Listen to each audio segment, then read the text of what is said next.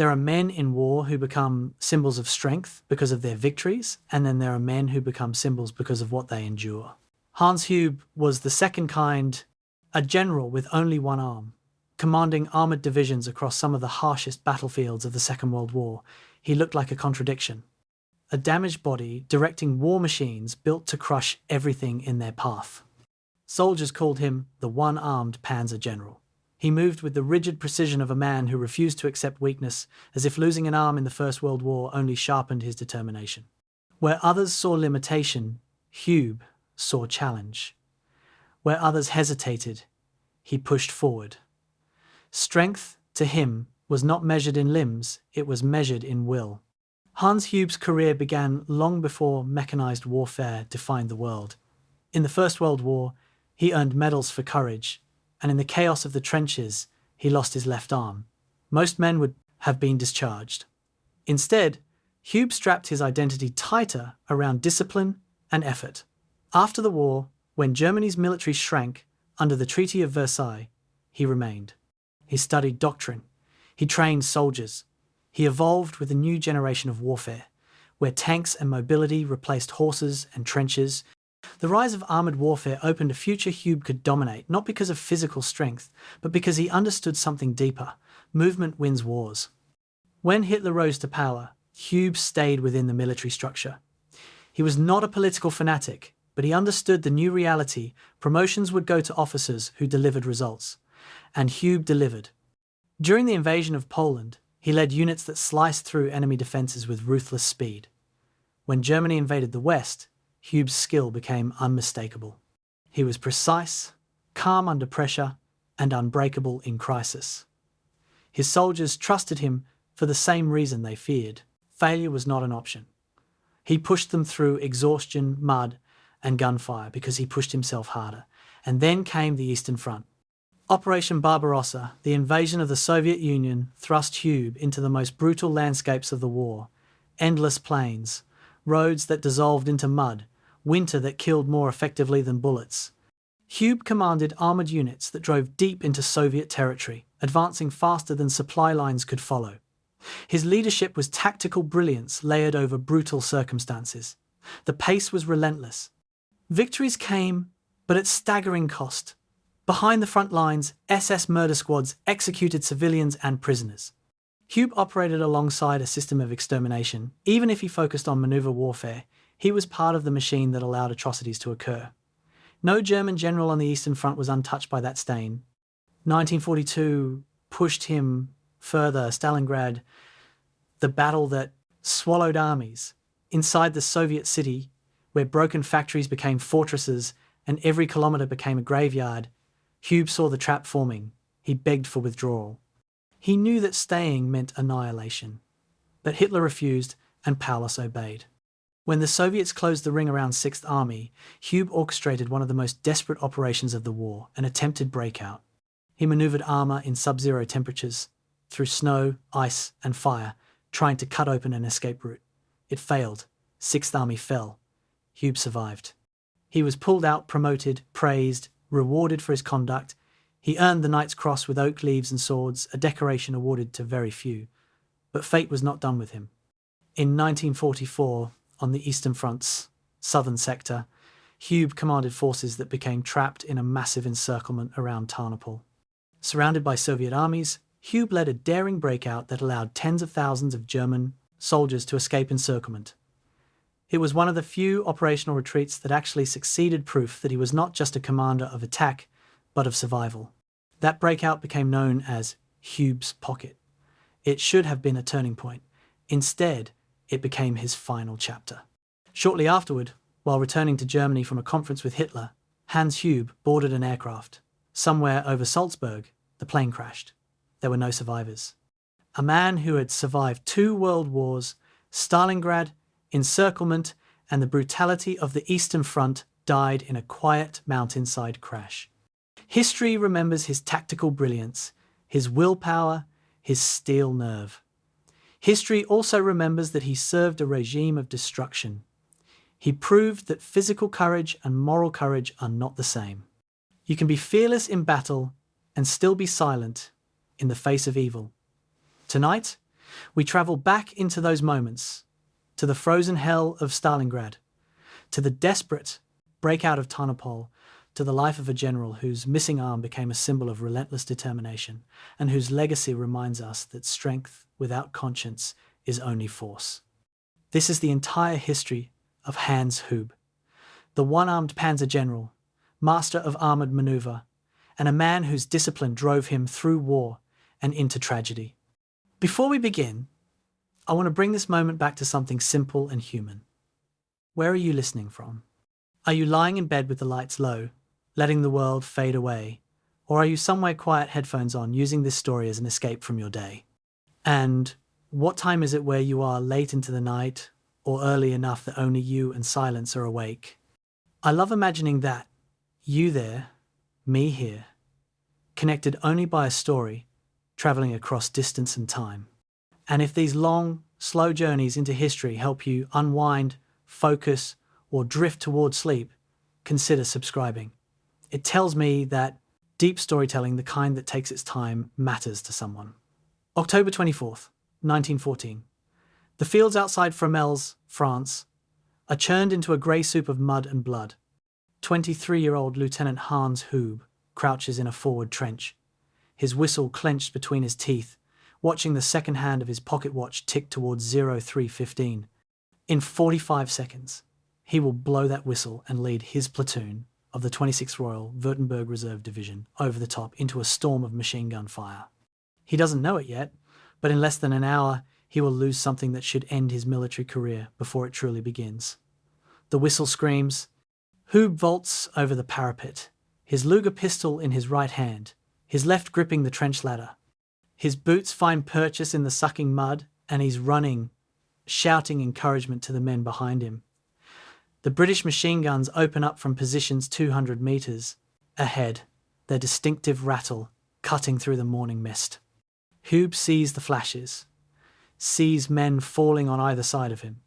But he keeps moving forward because that's what officers do. They lead from the front. They show their men that fear can be conquered by will. Then something hot and sharp tears through his left arm just below the elbow, spinning him completely around and dropping him face first into a shell crater. The pain doesn't come immediately. For perhaps 10 seconds, Hans Hube lies in that crater, his face pressed against cold mud that smells of cordite and decay, wondering why his left arm won't respond to his commands. When he finally looks down, he sees bone protruding through torn cloth, sees blood pumping rhythmically from severed arteries, and understands with absolute clarity that his life has just changed forever. A medical orderly finds him 20 minutes later, applies a tourniquet, and drags him back toward the German lines. By the time Hube reaches the field hospital 3 hours later, the limb has turned black below the wound. The surgeon takes one look and reaches for his amputation saw. November 1914. The hospital in Stuttgart is clean and quiet and full of young men missing pieces of themselves. Hans Hube lies in bed number 47, staring at the bandaged stump where his left arm used to be, and makes a decision that will define the rest of his life. He will not accept discharge. He will not go home to Naumburg and become a minor civil servant like his father. He will not spend the next 60 years as that poor veteran with one arm. The doctor who makes rounds that morning finds Hube sitting upright, his right hand holding a pencil, teaching himself to write left-handed by using a mirror to reverse the motion. When the doctor gently suggests that perhaps the army is no longer the right place for a man with his limitations, Hube's response is ice-cold and absolute. I command with my mind, not with my left. December 1914. The medical board convenes to determine Lieutenant Hube's fitness for continued service. The 3 senior officers sitting in judgment have already reviewed hundreds of similar cases, young men shattered by modern warfare, pleading to stay in uniform because they know nothing else. Their standard response is compassionate but firm: unfit for further military service, honourable discharge, pension, gratitude for sacrifice rendered. But Hans Hube is different. He walks into that hearing room with his empty left sleeve pinned neatly to his uniform, stands at attention without a trace of self-pity, and proceeds to demonstrate that he can strip, clean, and reassemble a Luger pistol using only his right hand and his teeth. He can cock it, aim it, and fire it accurately. He can read a map, use a compass, write orders, and blow a whistle. The board members exchange uncomfortable glances. One of them asks the question, they're all thinking, how exactly would he lead men in combat without two functional arms? Hube's answer reveals the mind that will one day command armies. He doesn't appeal to emotion or patriotism. Instead, he presents a tactical analysis. Modern warfare, he argues, is no longer about personal combat prowess. Officers don't fence with sabers or engage in hand-to-hand combat. They command, they observe, they make decisions. The physical requirements are minimal compared to the intellectual demands. In fact, he suggests with devastating logic, his disability might actually make him a better officer. He has no choice but to think creatively, to find solutions that don't rely on physical strength. He has already proven his courage under fire. The Iron Cross second class pinned to his chest testifies to that. What the army needs, he concludes, is not more physically perfect officers who think in conventional terms, but officers who have learned to overcome obstacles through innovation. The board deliberates for less than 10 minutes. Approved for return to active duty. Limited field service. Subject to regular medical review. March 1915. Lieutenant Hans Hube returns to the 26th Royal Württemberg Reserve Division, now holding defensive positions in Flanders. His men don't know what to expect. A one-armed officer is a novelty, perhaps even a joke. How can he possibly lead them effectively? The first night he takes them on a trench raid, they learn. Hube has completely reimagined how to conduct night operations without the use of standard hand signals. He issues each man a small bell attached to their belt, a different tone for each squad. In the darkness of no man's land, when visual communication is impossible, his raiders know exactly where their comrades are by sound. When they encounter a British listening post, Hube doesn't try to throw grenades. He can't. Not accurately. Not with one hand. Instead, he's positioned his best grenade throwers in advance, uses whispered commands to direct their fire, and the post is destroyed without alerting the main British line. The raid captures 3 prisoners and returns without a single casualty. His men stop seeing the missing arm. They start seeing the mind behind it. But adaptation has its costs that don't appear in official reports. Hube's fellow officers notice that he never eats in the mess hall, preferring to take meals alone in his quarters. The reason becomes obvious to anyone who thinks about it. Cutting meat with one hand while holding a fork is nearly impossible, and Hube refuses to display weakness in front of his peers. He learns to eat only foods that require no cutting, or he eats in private where no one can see him struggle. He never attends officers' social gatherings where dancing might be expected. He never goes swimming with other officers during rest periods behind the lines. His life becomes a series of carefully managed situations where his disability can be minimized or hidden entirely. The psychological toll is enormous, though Hube never speaks of it. He simply works harder, fights more aggressively, demands more of himself and his men than any two-armed officer would dare. The war grinds on through 1916 and 17, and Hans Hube grinds with it. He fights at the Somme, where the British bombardment is so intense that men go mad from the noise alone. He survives Ypres, where poison gas turns men into choking, blind agony. He leads trench raids in 1918 during Operation Michael, Germany's last desperate offensive, personally leading stormtrooper units through British lines, using tactics he spent 3 years perfecting. His innovation with sound signals evolves into complex systems of communication. His emphasis on speed and surprise becomes doctrine. His insistence on thorough reconnaissance and careful planning saves lives. By the time the armistice comes in November 1918, Oberleutnant Hans Hube has been awarded the Iron Cross, first class, and has fought in 37 major engagements. He has proven something that military theorists of the era believed impossible, that physical disability need not be a barrier to military excellence. But the armistice brings no relief, only rage.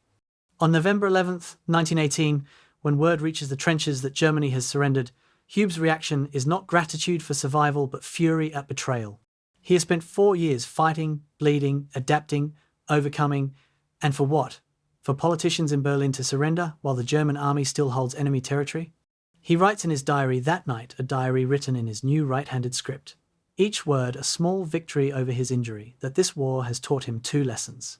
First, that conventional wisdom about limitations is almost always wrong. And second, that Germany's defeat comes not from lack of courage or lack of skill, but from a failure of will at the highest levels of command. These two lessons will guide everything he does for the next 26 years. They will make him one of the most innovative military commanders of the Second World War. They will also bind him to a regime that exploits such beliefs for monstrous purposes. But in November 1918, Hans Hube knows only that he has survived the unsurvivable, that he has transformed his greatest weakness into operational strength, and that he will never, ever accept that anything is impossible simply because someone says it is. April 15th, 1915. The Ypres Salient, Belgium. Sometime after midnight. Oberleutnant Hans Hube crouches in a forward sap, a narrow trench extended toward enemy lines with 12 men, who smell of mud, cordite, and fear. Tonight, they will conduct a raid on British positions 200 meters away, and Hube has forbidden the use of any light whatsoever. In the absolute darkness of no man's land, where a single struck match can bring down machine gun fire, his one-armed officer is about to demonstrate why disability and defeat are not synonyms. Each man carries a small brass bell sewn into his tunic at chest height. When they move, they jingle softly. This should be absurd, even suicidal. Instead, it will revolutionize small unit night tactics for the German army. The raid begins at 0200 hours. Hube's men crawl forward through the wire, moving in a loose skirmish line, and the bells create a sonic map of their position. Hube himself remains in the sap, his ear pressed to a wooden stethoscope-like device he's constructed that amplifies sound. He can hear each man's bell, can track their movement by sound alone, can whisper corrections through a voice tube that runs forward. When the formation begins to compress on the left, men unconsciously drifting together for psychological comfort, Hube hisses a correction and the line expands. When they reach the British wire, marked by the sudden silence of bells as men freeze, Hube knows they've arrived at the objective without seeing a single thing. He whispers the signal to proceed. Wire cutters snip through British barbed wire with muffled clicks. Then the grenades go in. The British listening post erupts in chaos. But Hube's innovation reveals its full genius in what happens next. In a conventional night raid, attacking forces would charge forward, intermingle with defenders, and in the darkness, kill each other as often as they kill the enemy. Hube's men don't charge. They withdraw immediately after throwing grenades, their bells jangling as they move, and Hube tracks every single man by sound. When the bells stop moving, he knows they've gone to ground. When British troops begin firing wildly into the darkness, shooting at nothing, Hube's raiders are already 30 meters back, lying motionless in shell craters. The British waste hundreds of rounds. Then, when the firing stops and silence returns, the bells begin moving again, but from a completely different direction. Hube has divided his force. Half withdrew to the south, half to the north, and now they're coming at the British position from both flanks simultaneously. The second assault captures 3 British soldiers and withdraws before reinforcements arrive. Total elapsed time, 11 minutes. British casualties, 7 dead, 3 captured, listening post destroyed. German casualties, 0. Hube's after-action report is filed with division headquarters and promptly copied by every regiment in the sector. Within 6 months, variations of his sound signal system are being used throughout the Western Front. But the report also reveals something else, the beginning of a philosophy that will define Hube's entire military career. He writes, "The successful raid relies not on superior force, but on superior information. We could hear the enemy's position by his silence, our own position by controlled sound. Information asymmetry creates tactical asymmetry. The side that knows more wins, regardless of numbers." This is not conventional military thinking in 1915. This is something new. September 1916. The Somme. The British have been attacking for 3 months, feeding division after division into a meat grinder that consumes men faster than Europe can breed replacements. Hube's company holds a section of trench that has changed hands 4 times in as many weeks. The ground is not soil anymore, it's a porridge of mud, blood, and decomposing flesh. Men sink to their knees in it. The smell is beyond description. In this hell, Hube develops his second major tactical innovation, one that seems counterintuitive to the point of madness. Instead of holding the forward trench line in strength, He keeps only a skeleton crew there, observers with signal flares. His main force sits 200 metres back in a secondary trench, invisible to British observers. When British troops assault and capture the forward trench, thinking they've won, Hube doesn't counterattack to retake it. He waits. British soldiers consolidate in the captured trench. They bring forward supplies. They relax, just slightly, believing they've achieved their objective. Some light cigarettes, some treat wounds. And in that moment of psychological vulnerability, Hube's counterattack comes not at the captured trench but past it, encircling it from both sides, cutting off retreat. The British troops in the captured trench suddenly realise they're in a bag, surrounded with German machine guns firing from three sides. Most surrender. The few who try to fight their way out are cut down. Hube retakes the position with minimal casualties and maximum enemy losses. He calls this reverse infiltration, letting the enemy penetrate to a prepared kill zone rather than trying to stop them at the forward edge. His divisional commander calls it brilliant. Other officers call it radical and risky. Hube doesn't care what they call it. He cares that it works and that his men survive. By 1917, Oberleutnant Hube has become something of a legend in the 26th Division, though not the kind of legend that appears in propaganda. He's the officer no one wants to serve under because he demands too much, but everyone wants to serve beside because he loses fewer men than any comparable commander. He's the one-armed ghost who conducts night operations that other officers won't attempt. He's the tactical theorist who writes paper after paper on unconventional warfare, most of which are filed away by higher headquarters who consider them too radical for implementation.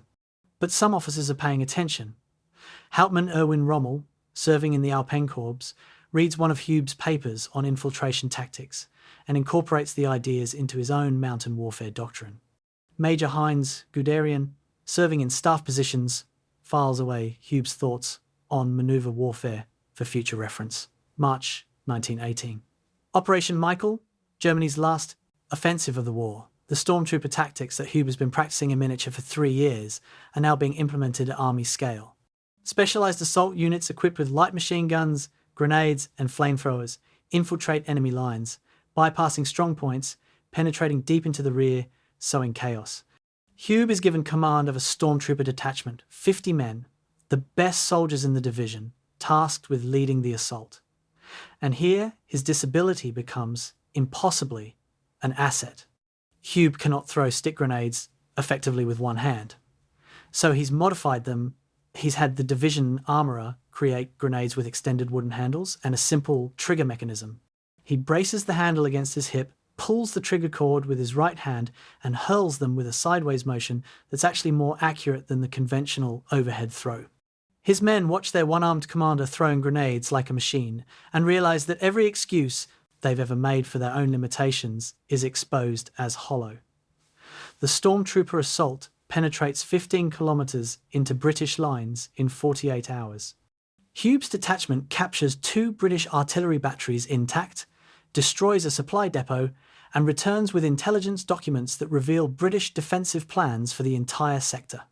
He's recommended for the Iron Cross First Class, one of Prussia's highest military decorations, and the recommendation is approved in April 1918. The citation reads, in part, Oberleutnant Hube has repeatedly demonstrated exceptional leadership, innovative tactical thinking, and personal courage under fire. His disability has not diminished his effectiveness but rather appears to have sharpened his capacity for creative problem solving. The phrase, his disability has not diminished, becomes something of a joke among his men. Of course it hasn't diminished him. Hans Hube doesn't have a disability.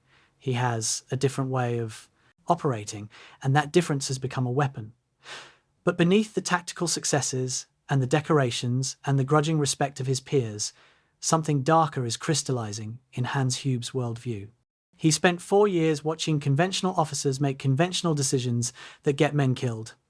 He's watched cavalry generals try to apply outdated doctrine to modern warfare. He's watched politicians and rear echelon staff officers override the judgment of frontline commanders. And he's concluded that the German army's fundamental problem is not lack of courage or lack of skill, but an excess of deference to authority and tradition. The officers who question, who innovate, who dare to say that the emperor has no clothes, these officers are marginalised. The ones who follow orders without thinking are promoted. This perception, whether entirely fair or not, hardens into conviction. And when Germany surrenders in November 1918, when the armistice comes not because German armies are defeated in the field, but because politicians in Berlin declare the war unwinnable, Hube's conviction becomes rage. November 11th, 1918, 11 o'clock in the morning, the guns fall silent across the Western Front. In his trench, somewhere in Flanders, Oberleutnant Hans Hube receives word that an armistice has been signed. The war is over. Germany has surrendered. He looks at the men around him, exhausted, filthy, but undefeated. He looks at the German positions stretching to the horizon, still holding enemy territory, and he understands, with a clarity that will poison the next 20 years of German political life, that Germany has been stabbed in the back, not by its soldiers but by its politicians. This belief is not unique to Hube. Millions of German veterans will embrace this narrative. But for Hube, it fuses with his personal experience of overcoming limitations through will and innovation to create a dangerous philosophy. Conventional wisdom is almost always wrong, and the greatest barrier to success is not external opposition but internal defeatism. This philosophy will make him a brilliant general.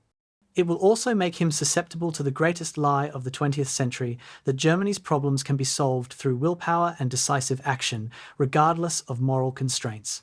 Years later, military historians studying Hube's career will identify these 4 years on the Western Front as the crucible that forged his distinctive command style. His emphasis on sound communication would evolve into sophisticated signal procedures for armoured formations. His reverse infiltration tactics would become the elastic defence that would save armies on the Eastern Front. His stormtrooper experience would inform his understanding of combined arms warfare. His modified grenades would teach him that standard equipment can always be adapted to individual needs.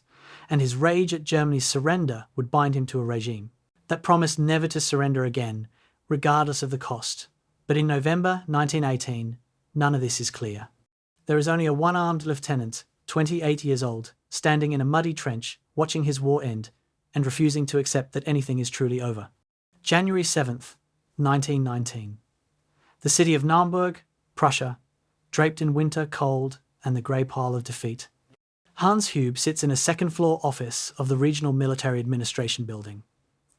Across a desk from a Reichswehr personnel officer, who keeps glancing at the pinned-up left sleeve and then looking away.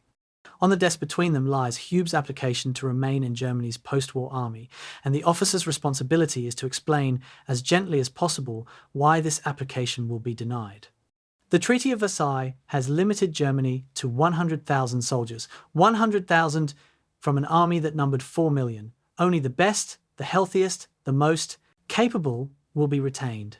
And while Oberleutnant Hube's war record is admirable, surely he understands that in an army this small, there simply isn't room for officers with physical limitations. Hube's response is not what the personnel officer expects. He doesn't plead. He doesn't appeal to his war record or his decorations.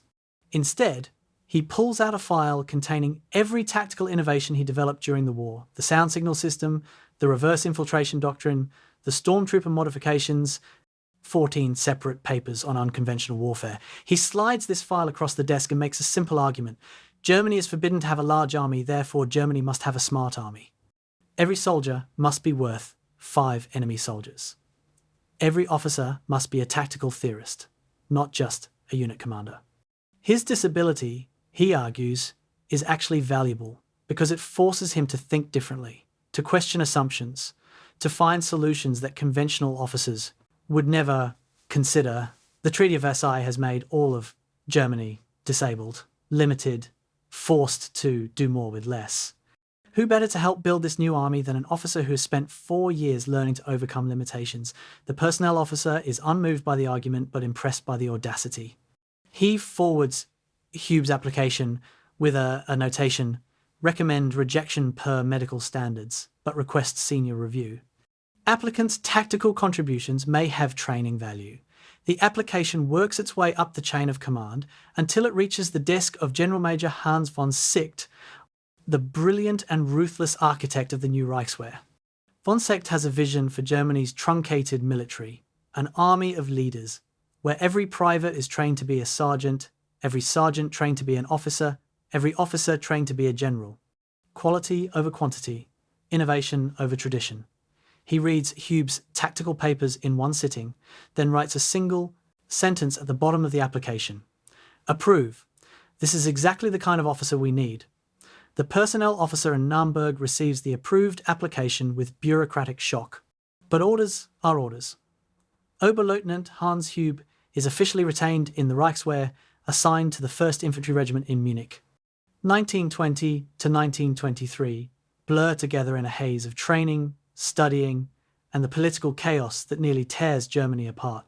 Hube watches from the sidelines, literally from the sidelines, as his regiment is ordered to maintain strict neutrality, as communist uprisings are crushed, as French troops occupy the Ruhr, as hyperinflation destroys the German economy so completely that workers are paid twice daily because money loses half its value between morning and afternoon. In November 1923, he's in Munich when Adolf Hitler and the nascent Nazi Party attempt their beer hall putsch, trying to overthrow the Bavarian government. Hube's regiment is called out to restore order. He observes the putsch with professional interest and personal contempt. His diary entry from November 9th, 1923 is revealing. Watched the National Socialists march this morning. Undisciplined rabble playing at revolution. No tactical coherence. No logistical preparation. All enthusiasm, no competence. Yet the crowds respond to them. There is something here about the power of certainty, even foolish certainty, over reasoned doubt. The observation is prophetic, though Hube doesn't yet know it. What he's witnessing is the prototype of Nazi political warfare: bold action, absolute confidence, contempt for conventional restraints. These qualities will eventually seduce him, not because he believes Nazi ideology, but because he believes in decisive action over bureaucratic paralysis. But in 1923, this is still far in the future. For now, Hube focuses on his military education. He attends courses at the infantry school in Munich.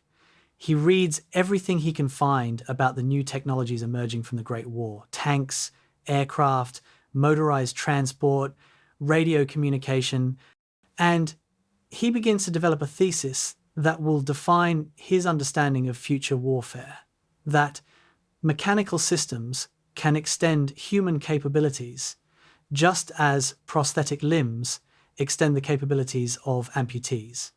The army, he writes in an internal paper, must become a prosthetic organization using machines to compensate for the numerical limitations imposed by Versailles. 1926 brings the opportunity that will transform Hube's understanding of warfare. The Treaty of Rapallo, signed between Germany and the Soviet Union in 1922, included secret military protocols allowing Germany to train with forbidden weapons on Soviet soil, far from the eyes of Allied inspectors. In the summer of 1926, Hauptmann Hans Hube, promoted at last to captain boards, are trained for Kazan, deep in Soviet Russia, where the Germans are conducting tank training exercises. For a man who has spent 8 years theorizing about mechanized warfare, this is his first actual exposure to tanks. The vehicles at Kazan are obsolete, Great War surplus, British Mark IVs and French Renaults, captured or purchased through intermediaries. They're slow, unreliable, mechanically temperamental. But to Hube, they represent the future. The training at Kazan reveals both the promise and problems of armoured warfare. A single tank can provide the firepower of an infantry company and the shock effect of a cavalry squadron. Properly employed, tanks can restore mobility to warfare, breaking the stalemate of trench and machine gun defensive dominance. Problems: tanks break down constantly. They consume fuel at astonishing rates. They're nearly blind. Visibility from inside is measured in meters, not hundreds of meters. Communication between tanks is nearly impossible without elaborate flag signals.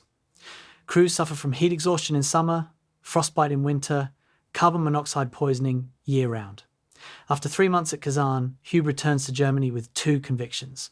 First, tanks will dominate future warfare. Second, current tank designs are fundamentally flawed and must be completely reconceived. He writes his most important pre-war paper in 1929, The Prosthetic Army. Mechanical extension of infantry principles. The paper is never officially published, but circulates widely in Reichswehr circles through informal channels. Hube's central argument is radical. Tanks should not be treated as mechanical cavalry, charging independently across battlefields. Instead, tanks are prosthetic devices that extend infantry capabilities, providing protected mobility, mobile firepower, and shock effect. But like all prosthetics, they must be integrated with the body they serve.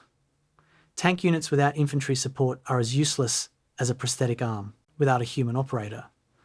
The paper outlines a combined arms doctrine where tanks, infantry, artillery, engineers, and air support function as a single, integrated organism, each element compensating for the other's limitations. The ideas are ahead of their time, anticipating by nearly a decade the doctrine that will become known as Blitzkrieg. But recognition in the tiny, introspective Reichswehr doesn't translate to promotion or influence. Hube is passed over for promotion to major in 1929 and again in 1930. His personnel file contains notations that are simultaneously complimentary and damning. Brilliant tactical theorist. Exceptional combat record. Tendency to question conventional wisdom. The phrase tendency to question is military bureaucracy's code for doesn't know when to shut up. Hube antagonizes senior officers with his insistence that Germany's cavalry tradition is obsolete, that horse-mounted soldiers have no place in modern warfare, that resources devoted to cavalry should be redirected to mechanized units. In an army still dominated by aristocratic cavalry officers, this is not a career-enhancing position. He makes enemies. He's branded as a radical, an upstart, a one-armed infantry captain with delusions of strategic insight. His personal life provides little refuge. Hube married Paula Hubler in 1920, and they have two sons, Hans Joachim, born in 21, and Wolfgang, born in 23. But marriage to a professional soldier, especially one as driven and psychologically armoured as Hans Hube, means long absences, emotional distance, a household structured like a military unit. Paula manages the home front while Hans manages his career, and the two spheres rarely intersect. His sons grow up seeing their father as a demanding, distant figure who sets impossibly high standards and accepts no excuses for failure. When Hans Joachim struggles with mathematics, Hube's response is to assign him military logistics problems until the abstract becomes concrete. When Wolfgang shows fear of the dark, Hube takes him on night navigation exercises until fear becomes familiarity. Whether this constitutes good parenting is debatable. What's indisputable is that Hube applies to his family the same philosophy he applies to everything. Limitations exist to be overcome through discipline and will. 1932 brings simultaneous triumph and tribulation. The triumph, promotion to major at age 41, 11 years after his last promotion. The tribulation. Germany is collapsing into political chaos as the Weimar Republic enters its death spasms. Street battles between communist and Nazi paramilitary forces kill hundreds. Parliamentary government becomes impossible as extremist parties gain strength, and in January 1933, Adolf Hitler becomes Chancellor of Germany. Major Hans Hube observes these developments with ambivalence. He despises the Nazis' thuggish tactics and pseudo-intellectual racial theories.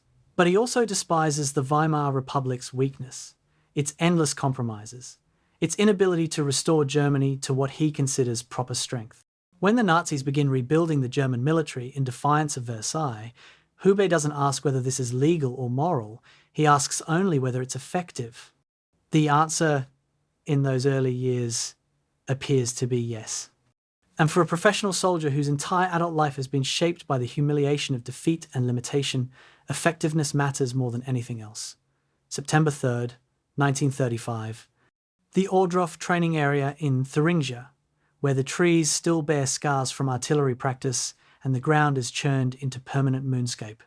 Major Hans Hube stands beside a Panzer I, Germany's first production tank, watching it fail.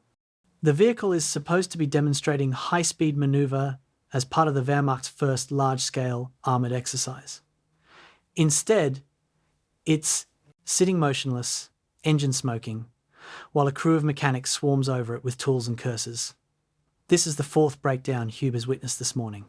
Behind him, dozens more. Panzers are arrayed for inspection, and if the failure rate continues at this pace, half of them will be inoperable by afternoon.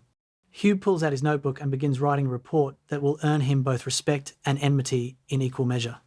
The title, characteristically blunt, Mobile Coffins, a preliminary assessment of the Panzer I. The Panzer I is a monument to German desperation and ingenuity in equal parts. Forbidden to build tanks by Versailles, German engineers spent the 1920s designing agricultural tractors that happened to have armoured hulls and turrets. When Hitler repudiated Versailles in 1935 and openly announced German rearmament, these tractors became tanks. The Panzer I weighs 5.4 tons, carries two 7.92mm machine guns, has armour barely thick enough to stop rifle bullets, and is crewed by two men packed into a space the size of a phone booth. Its maximum speed on roads is 37 km per hour, assuming the engine doesn't overheat, the transmission doesn't jam, or the tracks don't throw themselves off the drive sprockets. All of these failures are common. Hube's report is devastating. The Panzer I is not a combat vehicle. It is a training device that will teach us what not to build next. But he's not just criticising. The second half of Hube's report outlines what German tanks should become. They need better armour, obviously, and real anti-tank guns instead of machine guns. But more importantly, they need reliability. In a phrase that will become famous in German armoured circles, Hube writes, "A tank that reaches the battlefield is worth 5 that break down en route." Mechanical reliability is not a logistics concern, it is a combat multiplier. He calculates that if Germany builds 1,000 unreliable tanks, perhaps 600 will be operational on any given day. But if Germany builds 600 reliable tanks, all 600 will be operational. Therefore, he concludes, reliability is more important than numbers. This seems obvious in retrospect, but is revolutionary in 1935, when the emphasis is on building as many tanks as possible, as quickly as possible. The report lands on the desk of Oberst Heinz Guderian, the Wehrmacht's leading theorist of armoured warfare, and author of the influential book Achtung Panzer. Guderian has been arguing for the creation of independent panzer divisions, entire divisions built around tank battalions, supported by motorised infantry and artillery, capable of operating independently of the main infantry army. His vision is bold, even revolutionary. Armoured spearheads that pierce enemy lines and race deep into the rear, causing chaos and collapse. But Guderian's vision emphasises tank. Purity, lots of tanks, moving fast, overwhelming enemies through shock and speed. Hube's critique challenges this vision fundamentally. It's not enough to have lots of tanks if those tanks constantly break down, and speed is worthless if you outrun your supply lines and find yourself stranded without fuel or ammunition. The disagreement between Guderian's panzer purity and Hube's combined arms pragmatism comes to a head at the Wehrmacht War College in Berlin in late 1935. Both men present their doctrines to an audience of senior officers. Guderian argues for independent panzer divisions, massed armour, breakthrough and exploitation. His presentation is confident, charismatic, supported by impressive diagrams showing arrows penetrating deep into enemy rear areas. Hube's counter-argument is more modest in scope, but more rigorous in logic. He doesn't dispute that tanks can break through enemy lines. He questions what happens after the breakthrough, who secures the flanks, who clears fortified positions that tanks bypass, who repairs broken down tanks, who brings forward fuel and ammunition. Guderian's doctrine, Hube suggests, is brilliant tactically but unsound operationally. It wins battles but may lose campaigns. The debate grows heated. Guderian, senior in rank and protected by powerful patrons, including Hitler himself, dismisses Hube's concerns as the timidity of an infantry officer who doesn't understand armoured warfare. Hube's response is ice cold. I understand armoured warfare perfectly. I also understand that tanks without infantry are targets, and infantry without tanks are victims. The question is not whether we need tanks. The question is whether we need tanks alone, or tanks integrated with other arms. The audience of senior officers shifts uncomfortably. This is not the kind of disagreement typically aired in public forums. General Oberst Werner von Fritsch, Commander-in-Chief of the Army, intervenes to lower the temperature. Both doctrines have merit, he declares. Both will be tested. And the testing ground will be real operations, not theoretical debates. The meeting adjourns. Guderian gets his independent panzer divisions. Hube gets a reputation as a brilliant but difficult officer. March 12, 1938. The Anschluss, Germany's annexation of Austria, provides the first real test of German armoured mobility. Hube, now an Oberstleutnant commanding a Panzer battalion, leads his unit across the Austrian border as part of the 2nd Panzer Division.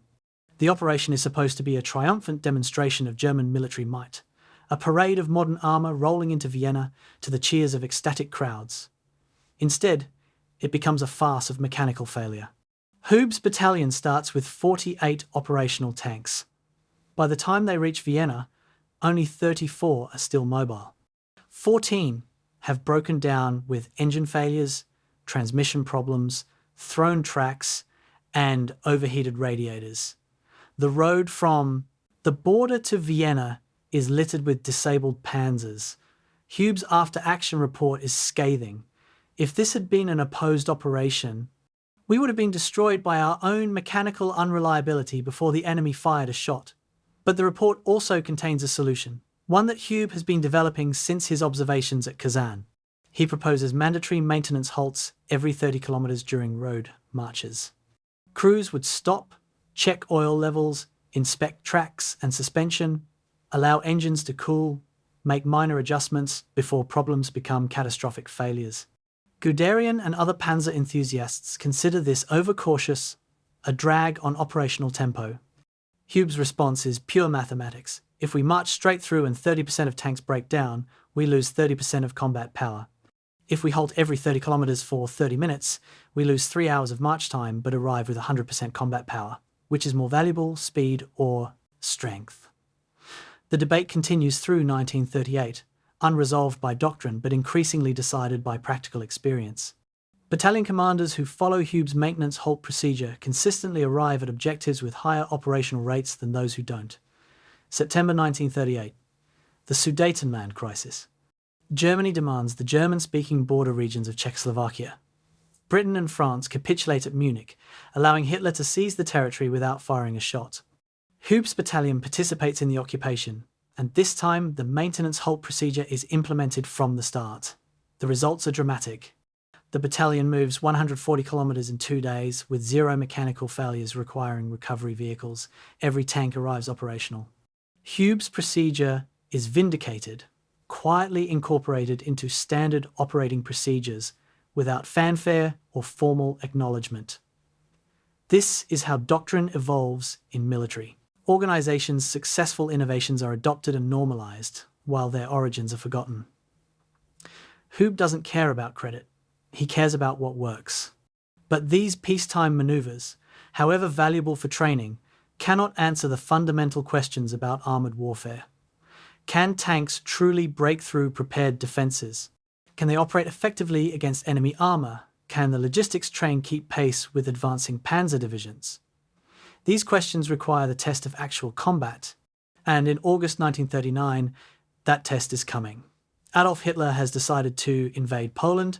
The Wehrmacht has been planning the operation for months, and Oberstleutnant Hans Hube, now 48 years old and 25 years removed from his first combat in Flanders, is about to discover whether the theories of 1935 work in the reality of 1939. His command is modest, the reconnaissance battalion of the 16th Panzer Division, equipped with light, tanks, armoured cars, and motorcycles. But reconnaissance battalions are the division's eyes, the first into contact, the tip of the spear. When the invasion begins on September 1st, Hube's battalion will cross the Polish border in the war's opening minutes. The years of preparation are over. The theories have been debated, the doctrine has been written, the equipment has been tested and improved and tested again. Hans Hube has spent 21 years in the Reichswehr and Wehrmacht, surviving 3 purges, 2 near dismissals, and countless bureaucratic battles. He has transformed himself from a one-armed infantry veteran into a theorist of mechanized warfare. He has argued with Guderian, challenged von Fritsch, written papers that circulated in samizdat form because they were too radical for official publication. And now, finally, he will learn whether he's been right. Whether combined arms warfare is superior to panzer purity. Whether maintenance halts are worth the time they cost. Whether a one-armed officer can effectively command mobile operations. The German tanks are already massing at the Polish border. The artillery is moving into position. The Luftwaffe bombers are armed and fueled. In less than 48 hours, the Second World War will begin. And Hans Hube, who should have been invalided out of the army in 1914, is about to become one of its most important practitioners. September 1st, 1939, 4:45 in the morning, the German-Polish border near Kreuzberg, Silesia. The sky is still dark, the air cool with late summer pre-dawn chill. Oberstleutnant Hans Hube sits in the command vehicle of his reconnaissance battalion, studying a map by red-filtered flashlight that won't destroy his night vision. In 15 minutes, the largest German military operation since 1918 will begin. Hube's battalion 45 Panzer II tanks, 30 Czech-built Panzer 38T tanks, 12 armoured cars, 200 motorcycles, and supporting vehicles is arrayed in assault formation 3 kilometres from the border. The men are silent, waiting. Then, at precisely 5 o'clock, the German artillery opens fire. Not a preliminary bombardment, just a brief, intense barrage designed to shock and disorient Polish border guards. 2 minutes later, the barrage lifts. Hube gives the signal. The reconnaissance battalion surges forward into Poland, into war, into history. The first 6 hours are almost disappointingly easy. Polish border defences are minimal, small detachments of cavalry and infantry, designed to delay but not stop a German invasion. Hube's battalion overruns 3 border posts without serious resistance, capturing confused Polish soldiers who had been told this was just another German provocation. By noon, the battalion has advanced 40 kilometres into Poland and is approaching the city of Łódź from the northwest. Fuel status is good, mechanical status is excellent, only 2 vehicles have dropped out with minor problems. The maintenance halt procedure is working. But the ease of the advance troubles Hube. The Polish army has over 30 divisions and nearly 900 tanks. Where are they? His intelligence officers report Polish units withdrawing eastward without standing to fight. This could mean the Poles are retreating in disorder, or it could mean they're concentrating for a counterattack.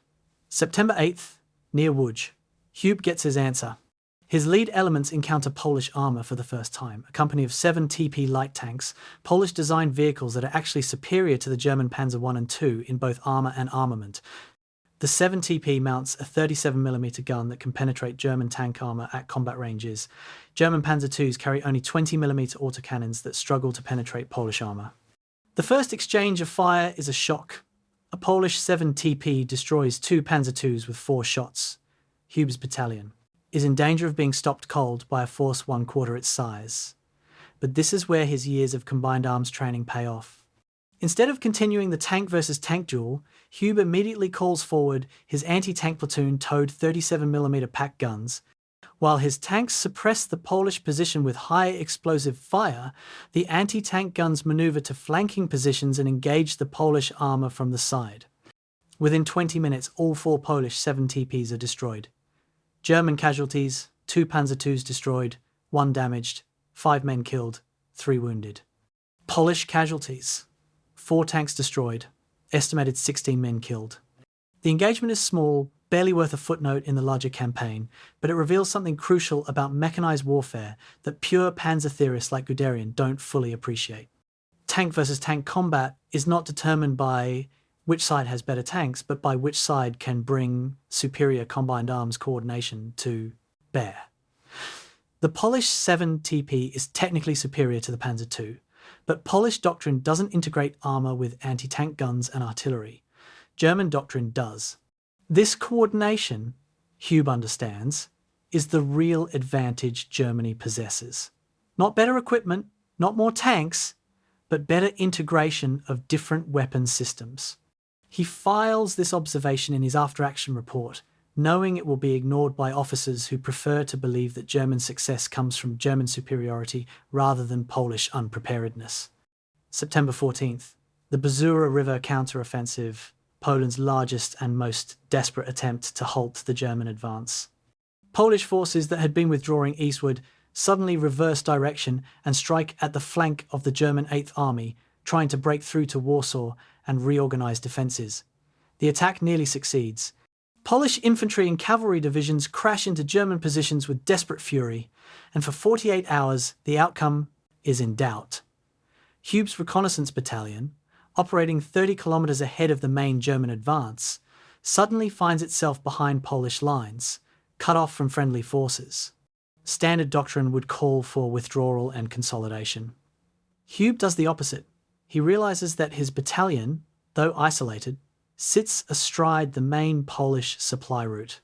Instead of fighting his way back to German lines, he establishes blocking positions on the roads and begins interdicting Polish logistics. His tanks ambush Polish supply convoys. His armoured cars raid Polish command posts. His motorcycle troops cut telephone lines. For 3 days, Hube's battalion operates as a raiding force deep in Polish-held territory, surviving on captured Polish fuel and ammunition, causing chaos far out of proportion to its size. But the situation becomes critical on September 17th when fuel runs critically low and ammunition is nearly exhausted. Hube makes a decision that violates every security protocol. He orders his radio operators to broadcast in clear, uncoded Polish language on captured Polish radios, calling in German artillery strikes using Polish fire control procedures. The gamble works. Polish units receiving fire missions in Polish language from Polish radios assume they're communicating with Polish forward observers and relay the coordinates to their own artillery, which begins firing on Polish positions based on German spotting. The confusion is absolute. Polish commanders lose confidence in their communications. Units stop responding to orders because they can't determine which orders are legitimate. And in this chaos, Hube's battalion receives the break it needs. German relief forces punch through the disintegrating Polish lines on September 18th, linking up with Hube's battalion and evacuating it back to friendly territory. Cost 18 killed, 37 wounded, 3 tanks destroyed, 2 armoured cars lost. Result: Polish Bzura counteroffensive, disrupted at its critical moment, contributing to its ultimate failure. Hube's report on the operation is matter-of-fact, almost boring in its detached tone. But his battalion commander adds a note. Oberstleutnant Hube's conduct demonstrates exceptional initiative and tactical flexibility. Recommend decoration. September 27th, 1939, Warsaw Falls. The Polish campaign is effectively over after just 26 days. The German victory is total, shocking in its speed and completeness. The world watches in stunned disbelief as the Polish army, not some backward colonial force, but a modern European military with tanks, artillery, and aircraft simply collapses.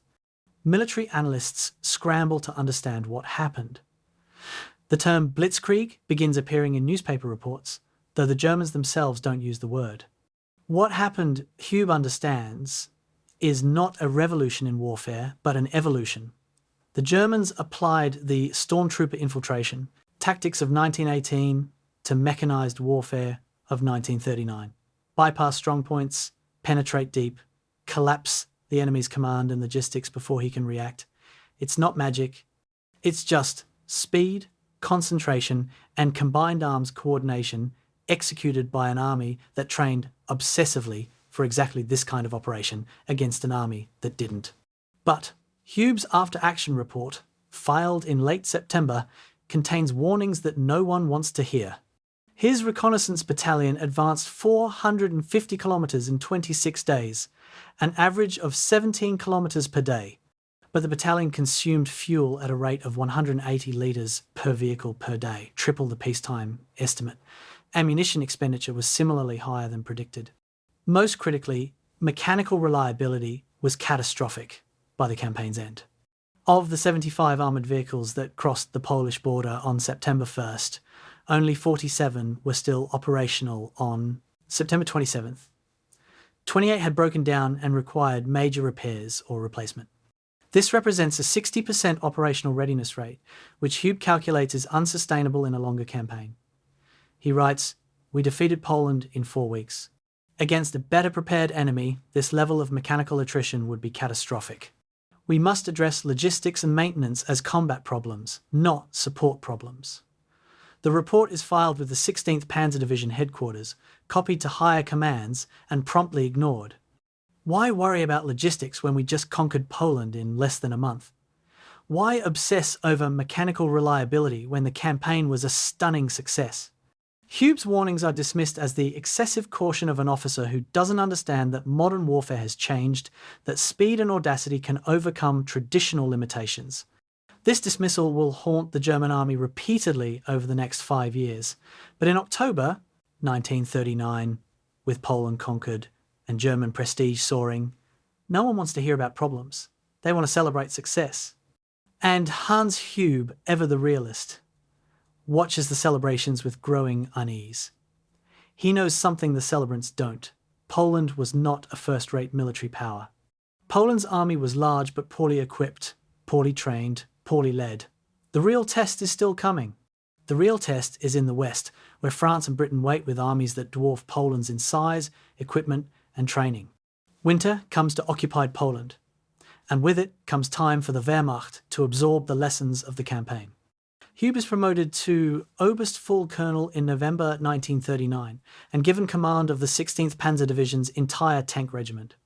This is a significant promotion, jumping him over several more senior officers, and it reflects both his performance in Poland and the growing recognition that the Wehrmacht needs officers who understand mechanized warfare at a practical level, not just a theoretical one. His new command consists of 3 tank battalions with a nominal strength of 150 tanks, though actual strength is closer to 120 after Poland's attrition. His first order to his new command is characteristically pragmatic.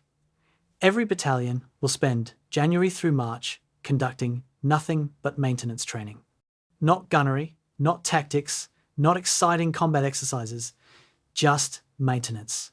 How to change tracks in the field, how to perform engine repairs without specialized tools, how to diagnose and fix the 100 small problems that disable tanks far more often than enemy fire does. His officers grumble that this is beneath them, that maintenance is the responsibility of enlisted mechanics, not combat officers. Hube's response ends the grumbling. The tank that breaks down is out of the fight just as surely as the tank that takes an anti-tank round, maybe more so, because the destroyed tank at least died fighting while the broken down tank dies without contributing. Every officer in this regiment will know how to change a road wheel, adjust track tension, and diagnose engine problems. You will get your hands dirty, or you will get transferred. They get their hands dirty. And when spring comes and the regiment moves west for the invasion of France, the 16th Panzer Division's tanks have the highest operational readiness rate in the Wehrmacht. This is not an accident. This is Hans Hube's philosophy made manifest. Competence in small things enables excellence in large things. Fix the basics and the tactics take care of themselves. May 10th, 1940, 5:35 in the morning, the German-Belgian border near Aachen. Oberst Hans Hube stands in the commander's cupola of his Panzer III command tank, watching the eastern horizon lighten from black to grey to pink. Behind him, arrayed in assault formation, are 138 tanks of the 16th Panzer Division's tank regiment, Panzer IIs, Panzer IIIs, Panzer IVs, and captured Czech Panzer 38 TS. The engines are already running, a collective roar that drowns out all other sound. In 25 minutes, these tanks will cross into Belgium as part of Army Group B's thrust toward Holland and northern Belgium. This is supposed to be the main German attack, the one that will draw Allied forces north, while the real blow comes through the Ardennes further south. Hube knows the plan. He also knows that whether this is the main attack or a feint, men will die, and his job is to ensure they don't die uselessly. The order comes at 600 hours. The regiment surges forward into Belgium, and the landscape begins to change almost immediately. Poland was flat, agricultural, open tank country.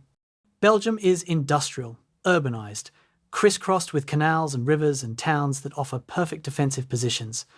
Within 3 hours, Hube's regiment encounters its first serious resistance at a canal crossing near Tongeren. Belgian infantry with anti-tank guns have established positions covering the bridge. The first German attempt to rush the bridge results in 2 Panzer IIs destroyed and the bridge demolished by Belgian engineers. This is the problem with armour spectacular mobility in open country, vulnerable to well-prepared defences in restricted terrain. Hube doesn't waste time on futile frontal attacks. He diverts the regiment north, finds an intact bridge 12 kilometres away, at a small village the Belgians haven't defended in strength, seizes it with a coup de main, and is across the canal before Belgian High Command even realises the position has been turned. May 14th, the Gembloux Gap. This is where the French army intends to stop the German advance. The French First Army, including some of France's best mechanised divisions, has moved into Belgium and established defensive positions in open terrain between Gembloux and Namur. The French are confident. They have excellent tanks, Saumur S-35s with 40mm armour and 47mm guns, Char B1s with 60mm of frontal armour and 75mm main guns. These tanks are superior to anything in Hube's regiment.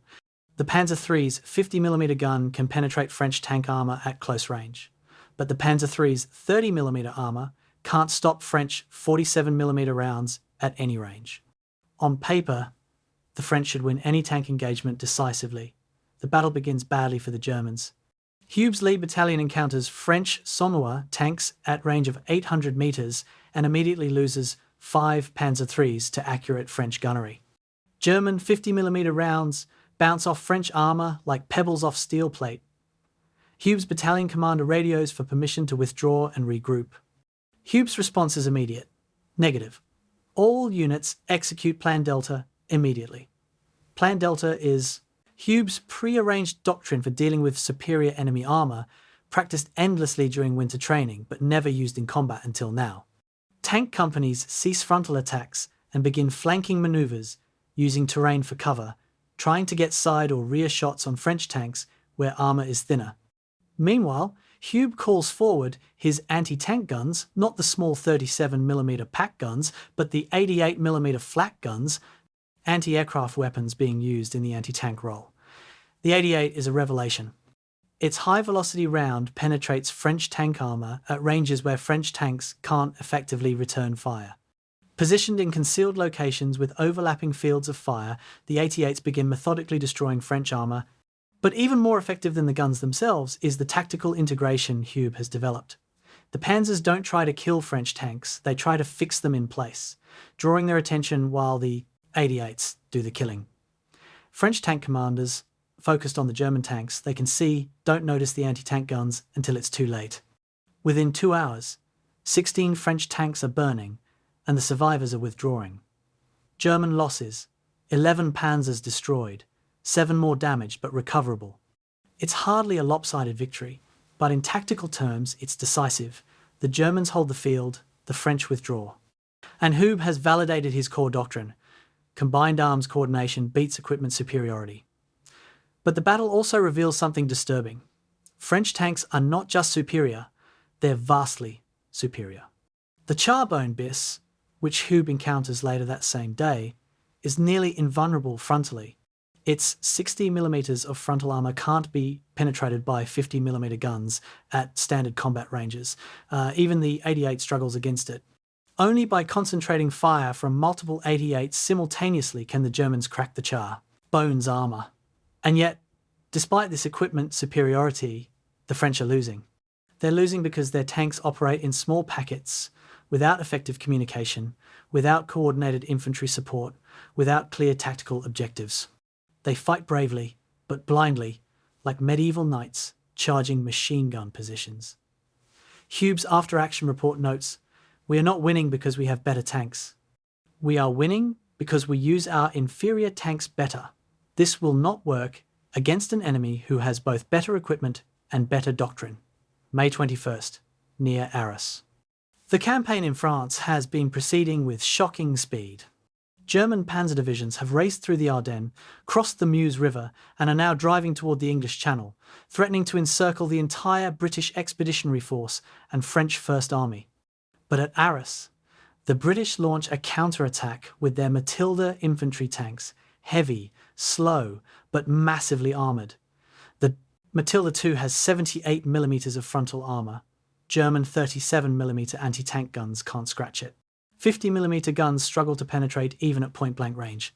The British counterattack crashes into German positions and begins pushing back units that haven't encountered this level of armour before. Panic ripples through German lines. Several units break and run. The entire southern flank of the German advance is in danger of collapse. Hube's regiment is rushed south to stabilise the situation. He arrives to find chaos, German infantry streaming rearward, abandoned anti-tank guns, burning vehicles, The Matildas are advancing, slowly but inexorably, brushing aside German resistance. Hube immediately establishes a defensive line built around his 88mm flak guns, reinforced with every available anti-tank weapon. The first Matilda to encounter this position is hit simultaneously by 388 rounds and stops smoking. The second takes 2 hits before stopping. The third is struck 4 times before its crew bails out. The British advance grinds to a halt as Matilda after Matilda is destroyed by concentrated 88 fire. By evening, 16 Matildas have been destroyed and the British counterattack has collapsed. Hube's regiment has held the line, but the experience is sobering. If the British had committed more than 2 tank battalions to this attack, if they had properly supported their armour with infantry and artillery, if they had coordinated their assault across a wider front, they might have cut the German advance in half. That night, Hube writes in his diary, a habit he's maintained since the Great War, one of his most prophetic observations: "We are not winning this campaign through superior virtue. We are winning through enemy mistakes. The French have better tanks and more of them. The British have armour that our standard weapons cannot defeat, but both fight stupidly, dividing their forces, attacking piecemeal, failing to coordinate. We must never assume that future enemies will be equally obliging." This observation earns him a reputation as a pessimist, a worrier, an officer who can't enjoy victory without finding fault. But Hube doesn't care about his reputation. He cares about reality. And the reality is that France has fallen not because Germany is strong, but because France is weak, corrupted by poor doctrine and worse leadership. June 7th, 1940. The campaign is entering its final phase. Paris will fall in a week. The French army is disintegrating. And Hans Hube receives notification that he's been awarded the Knight's Cross of the Iron Cross, one of Germany's highest military decorations. The citation praises his exceptional leadership and tactical innovation during the French campaign. He's one of the first battalion-level commanders to receive this honour, a recognition that his methods have been noticed by the highest levels of command. With the medal comes promotion to General Major, Brigadier General, and orders to report to Berlin for his next assignment. His war in the West is over.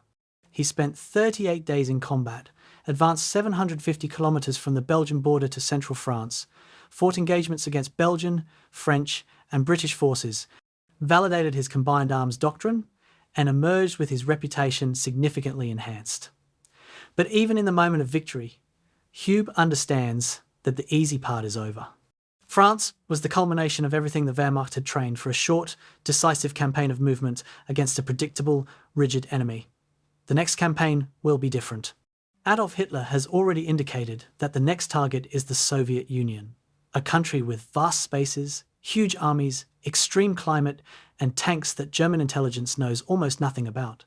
Hube spends his train ride back to Berlin calculating logistics. France was 750 kilometres from the German border to Paris, and that nearly exhausted German supply lines. Moscow is over 1,500 kilometres from the German border. The Soviet Union has over 300 divisions, where France had barely 100. The mathematics, Hube understands, are not favourable. Germany has just won its last easy war. Everything from here gets harder. June 22nd, 1941, 3:15 in the morning. The Soviet-German border in Ukraine, near Volodymyr-Volynski. The darkness is absolute. The kind of pre-dawn blackness where you can't see your hand in front of your face. Oberst Hans Hube stands beside his Panzer III command tank, now commanding the entire tank regiment of the 16th Panzer Division, listening to 3,000 German artillery pieces begin the largest bombardment since the Great War. The sound is beyond description, not individual gun reports, but a continuous rolling thunder that shakes the ground and makes conversation impossible. This is Operation Barbarossa, the invasion of the Soviet Union, and Hube's regiment is part of the southern thrust toward Kiev and the Caucasus oil fields. In 2 hours, his tanks will cross the border into Soviet territory. What they'll find there, no one really knows.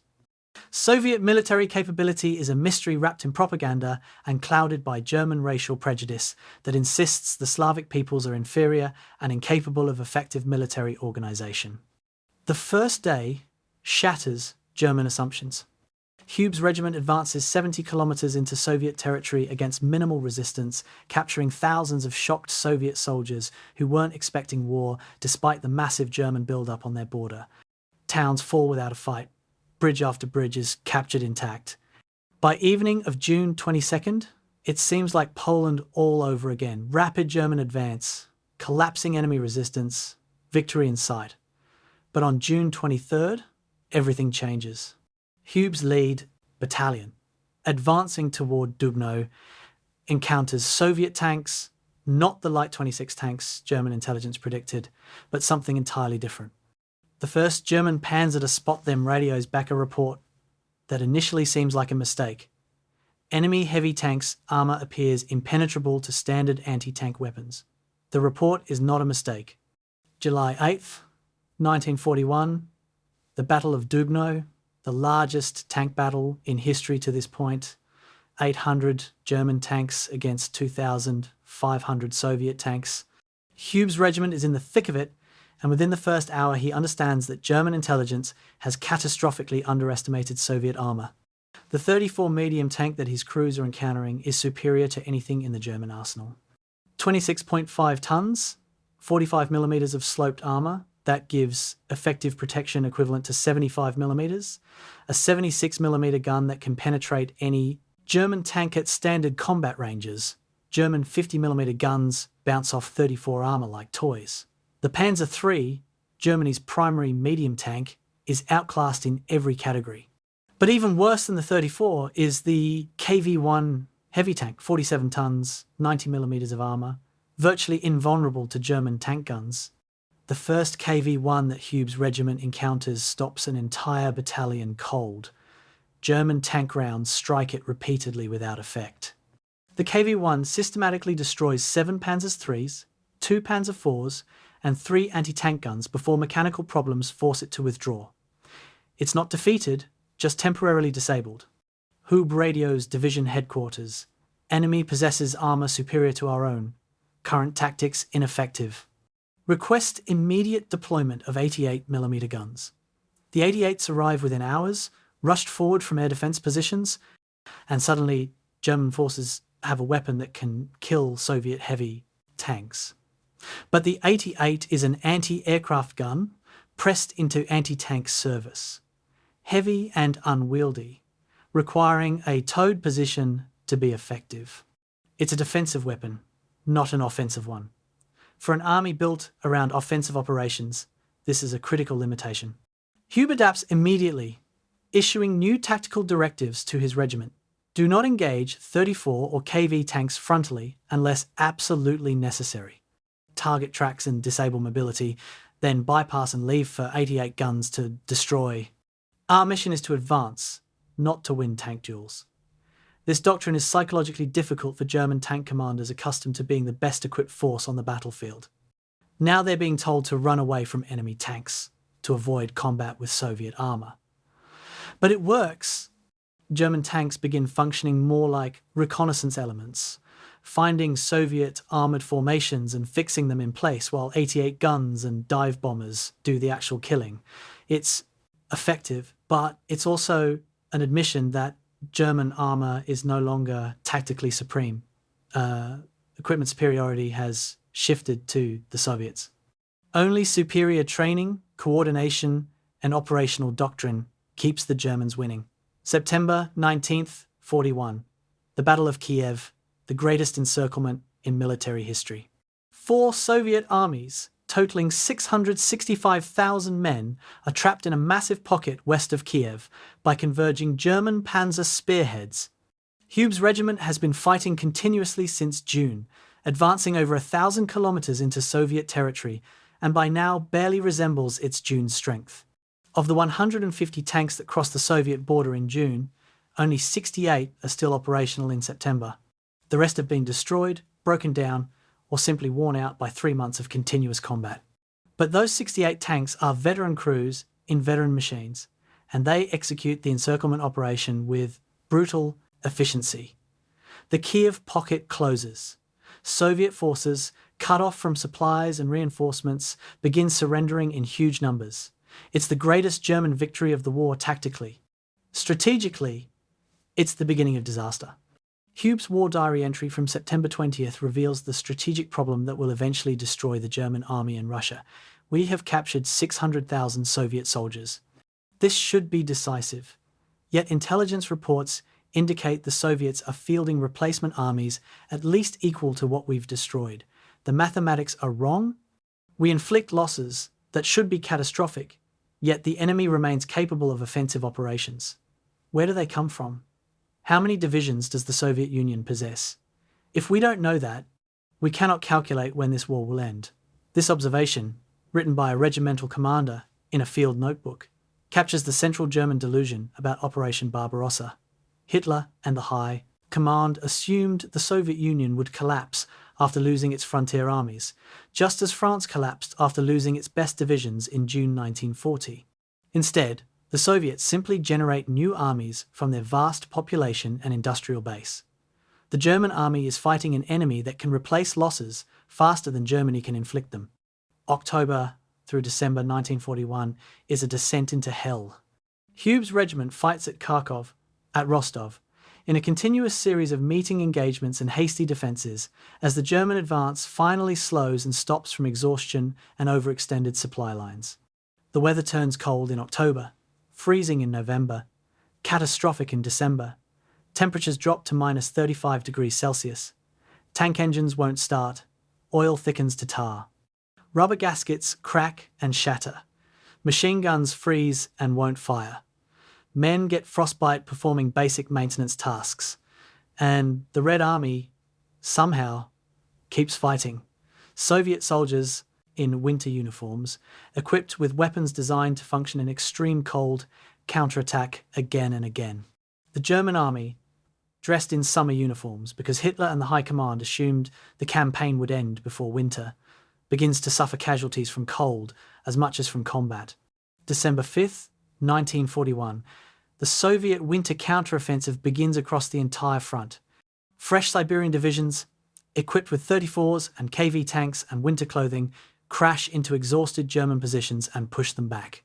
Hube's regiment, holding positions near Rostov, receives orders to withdraw to defensive positions 100 kilometers west.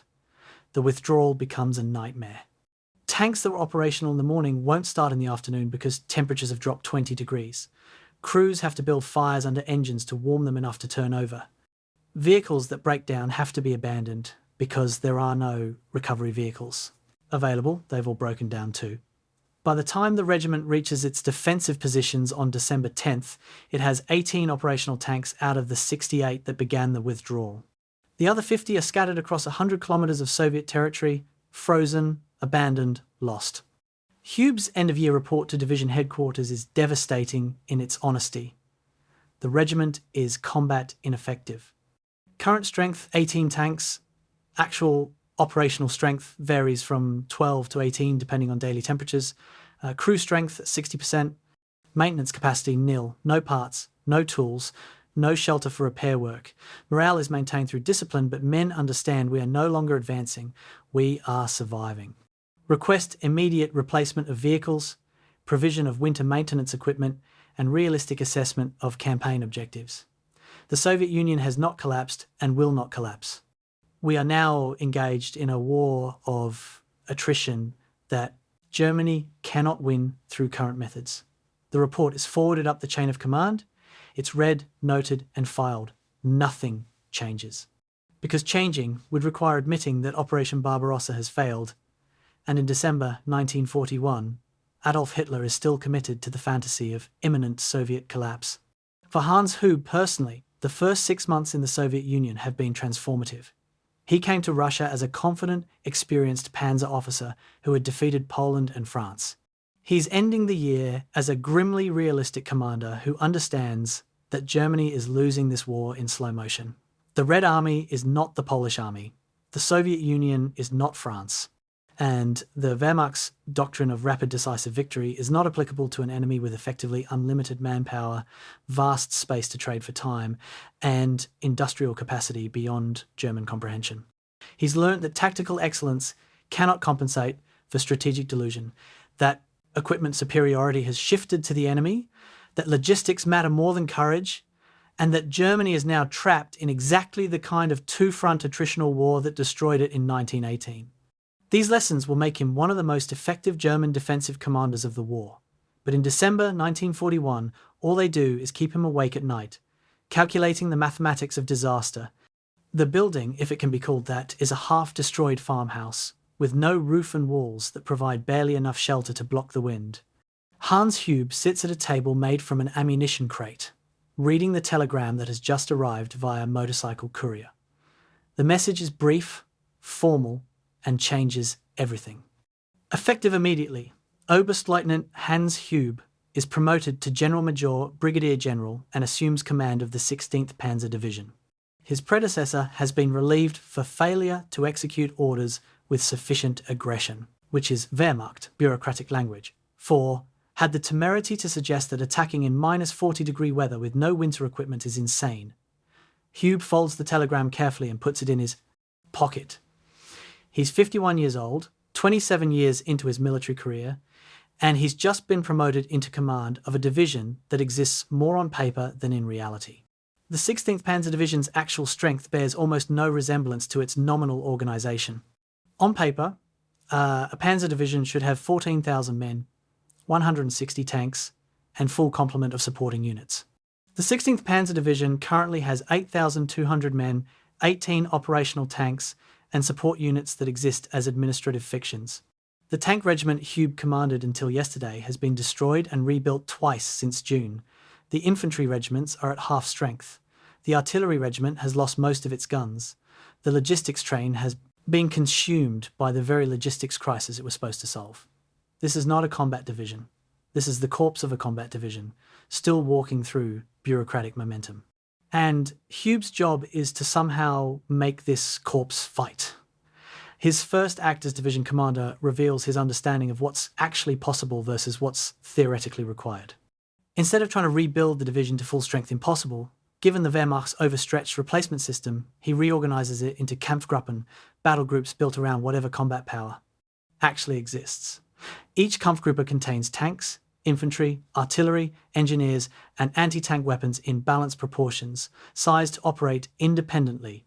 If the division can't function as a division, it will function as 3 or 4 battalion-sized battle groups that can cover more ground and respond to crises faster than a monolithic division structure. This is tactical heresy. German military doctrine emphasizes division cohesion and unity of command. Hube is deliberately fragmenting his division into semi-independent units, but doctrine is written for divisions that have resources. Hube's division has improvisation. February 1942, near Slavyansk. Hube's reorganization is tested immediately. Soviet forces launch a series of probing attacks across the division's 50-kilometer front, trying to identify weak points for exploitation.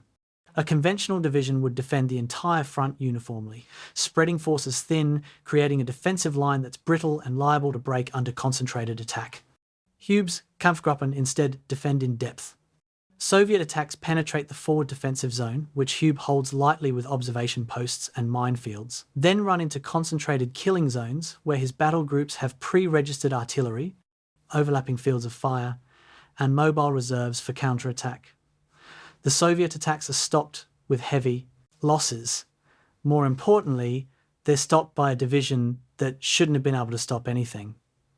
But the defensive success comes with a cost that doesn't appear in official casualty figures. Fighting in -40-degree temperatures kills as surely as Soviet bullets.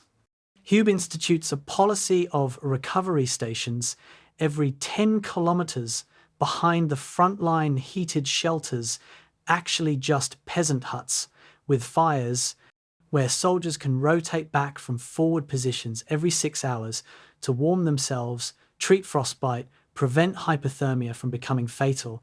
This requires dedicating precious resources, fuel for fires, buildings for shelters, men to staff the stations to keeping soldiers alive rather than fighting. His staff officers argue this reduces combat effectiveness. Hube's response is mathematical. Frostbite casualties are permanent. Combat casualties can return to duty. We lose more men to cold than to combat. Therefore, preventing frostbite increases combat. The recovery stations stay. March 1942. Hube's first major confrontation with higher headquarters. General Feldmarschall Fedor von Bock, commander of Army Group South, visits the 16th Panzer Division to discuss summer offensive planning. Von Bock's plan, approved by Hitler, calls for a massive offensive toward Stalingrad and the Caucasus oil fields. The 16th Panzer Division will be part of the main effort, expected to advance hundreds of kilometers into Soviet territory, just as it did in 1941. Von Bock's presentation is confident, even triumphant charts showing axes of advance, timetables for objectives, projected Soviet collapse. Hube listens in silence until von Bock finishes, then asks a single question. Herr General Feldmarschall, where will the replacement tanks come from? The question hangs in the air. Von Bock's staff officers exchange uncomfortable glances. Von Bock himself reddens, clearly interpreting the question as impertinence. He responds curtly that replacement schedules are being developed, that German industry is increasing tank production, that the General Major should focus on executing orders rather than questioning high command planning. Hube doesn't back down. He pulls out a report. His staff has prepared detailed calculations showing that the 16th Panzer Division lost 142 tanks between June and December 1941. During that same period, the division received 63 replacement tanks. At this replacement rate, every Panzer Division will be combat ineffective within 6 months of starting a summer offensive. The mathematics, Hube insists politely but firmly, don't support the operational plan. Von Bock terminates the meeting abruptly. Hube is informed later that a formal complaint about his defeatist attitude has been filed. His chief of staff suggests, diplomatically, that perhaps the new division commander should be more careful about criticizing plans approved by Hitler himself. Hube's response is characteristic. I would rather be relieved for telling the truth than decorated for supporting a fantasy. We cannot sustain offensive operations at current attrition rates.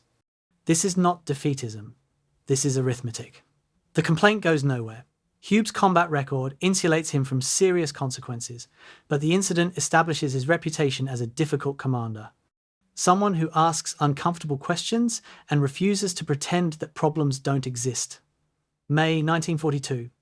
Hube receives orders for Fall Blau Case Blue, the summer offensive towards Stalingrad.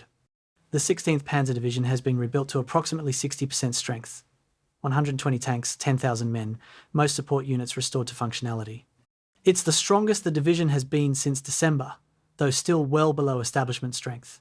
Hube uses the remaining weeks before the offensive to train, maintain equipment, and stockpile supplies. He's learned from 1941 that German offensives consume resources faster than logistics can deliver them. He hoards fuel, ammunition, spare parts, anything he can acquire through official channels or unofficial scrounging. His logistics officer asks where these supplies should be stored. Hube's answer, on the vehicles that will use them. Every tank carries maximum fuel and ammunition. Every truck is loaded. Every trailer is full. When we begin the offensive, we advance as far as our onboard supplies allow, not as far as our imaginary supply lines promise. June 28, 1942. Fall Blau begins. The 16th Panzer Division advances into the Soviet Union for the second time, now as part of the 6th Army under General Friedrich Paulus.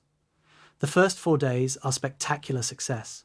The division advances 180 kilometers, crossing the Donets River, capturing the city of Kupiansk, destroying several Soviet divisions attempting to escape encirclement. Soviet resistance is surprisingly light. Hube's division encounters nothing like the fierce defensive fighting of 1941. Instead, Soviet forces seem to be withdrawing rather than fighting. This should be encouraging. Instead, it troubles Hube deeply. He writes in his daily report to Corps headquarters, enemy resistance minimal, large Soviet formations withdrawing eastward in good order, no evidence of disorganization or collapse. Suggest enemy is conducting strategic withdrawal rather than defensive failure. Implications unclear, but potentially serious. The report is noted and ignored. Why worry about Soviet intentions when the German advance is succeeding beyond expectations? Hube's concerns seem like excessive caution, the pessimism of an officer who can't accept good news. But Hube has learned to trust his instincts, and his instincts are screaming that something is wrong. The Soviets learned from 1941 they're not standing and fighting where German panzers can encircle and destroy them. They're withdrawing into the vast spaces of southern Russia, stretching German supply lines, preserving their forces for a counteroffensive. This is smart strategy, maybe even brilliant strategy. And if Hube is right, the German army is advancing into a trap of its own making. August 1942.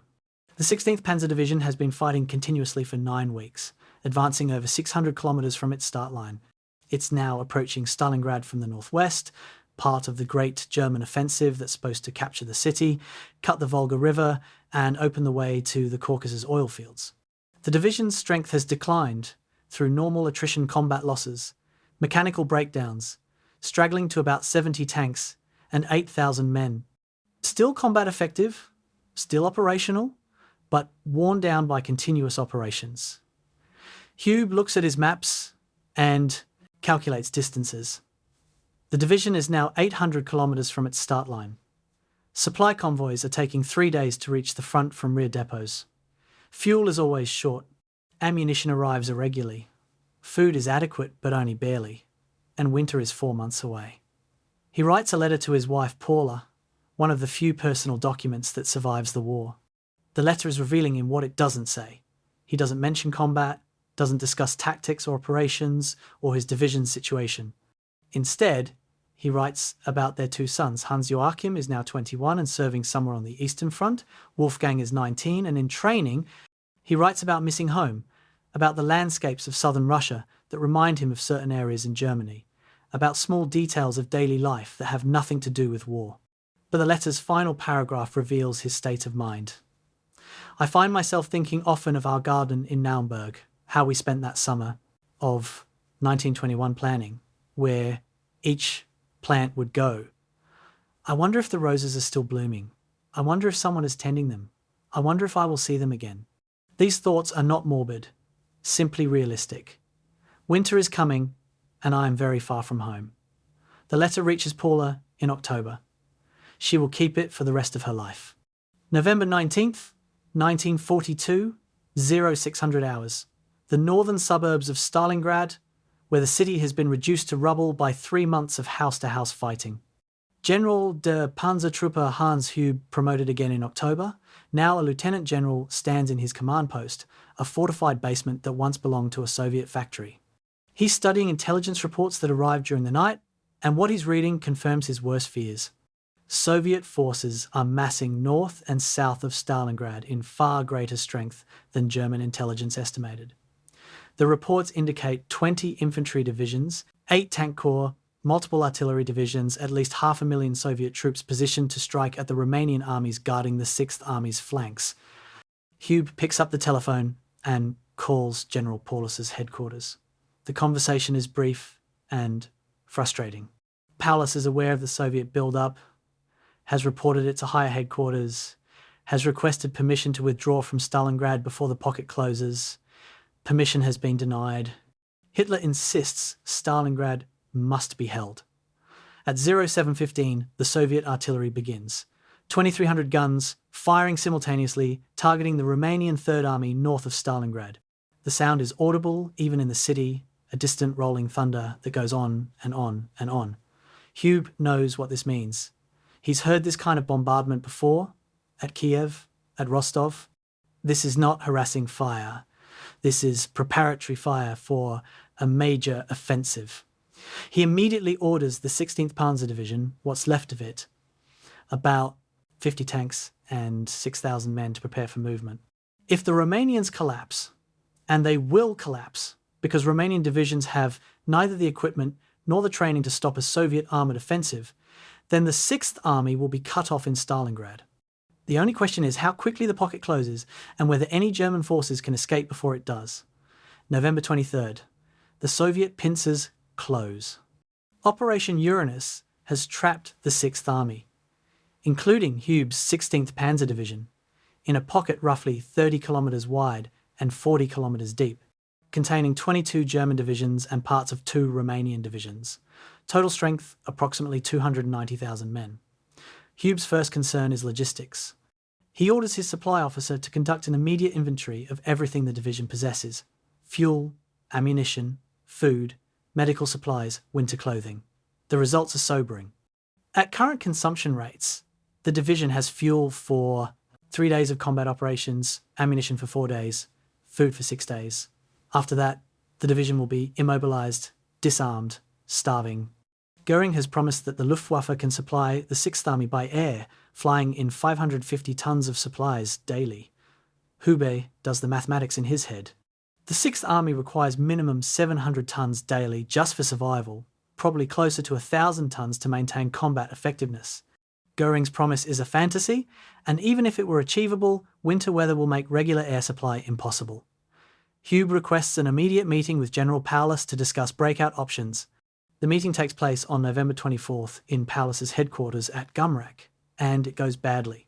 Hube presents a detailed plan for the 6th Army to break out westward, fighting through the Soviet encirclement to link up with Manstein's forces assembling for a relief offensive. The plan is operationally sound, but requires abandoning Stalingrad and disobeying Hitler's explicit order to hold the city.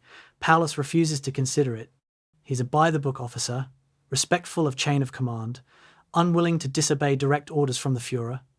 Hube's argument becomes heated. The 6th Army, he insists, is going to be destroyed if it stays in Stalingrad.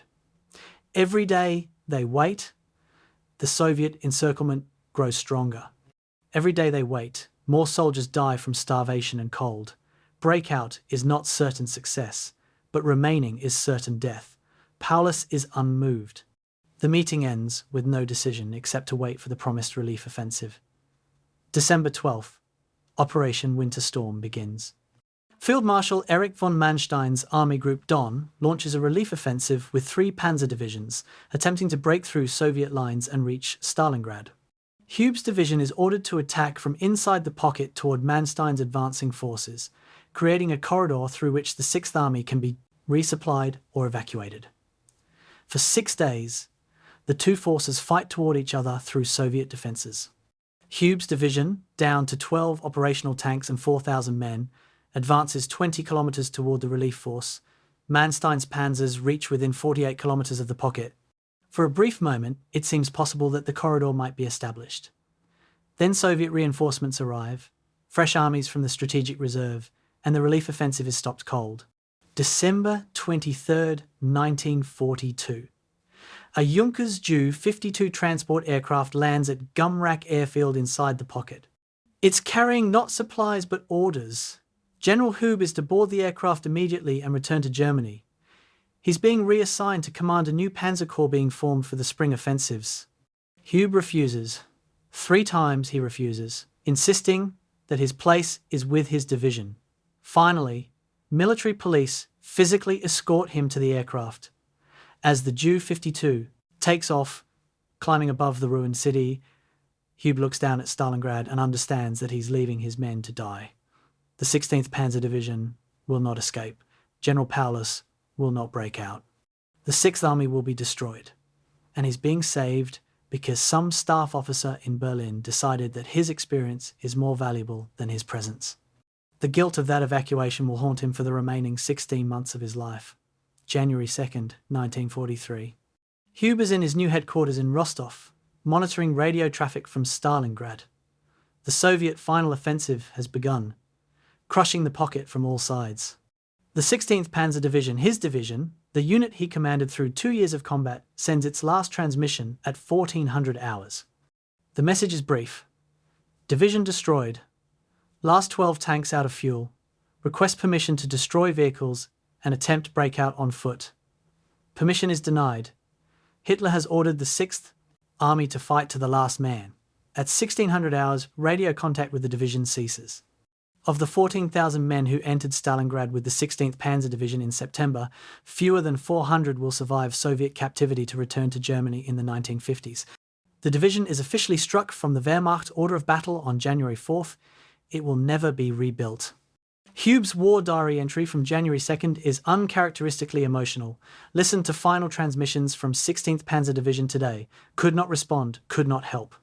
Could only listen as men I commanded for 2 years died because political leadership lacks courage to admit mistake. Every man in Stalingrad dies for nothing. Not for strategic objective, not for tactical necessity, but for Hitler's pride. This is not war. This is murder. And I am complicit because I escaped when they did not. The entry is dangerous. Questioning Hitler's decisions is grounds for arrest, but Hube doesn't care. He's been evacuated to take command of a Panzer Corps, to use his expertise in mobile warfare for future operations. But he understands something that many German officers still don't. Stalingrad isn't an aberration, it's a preview.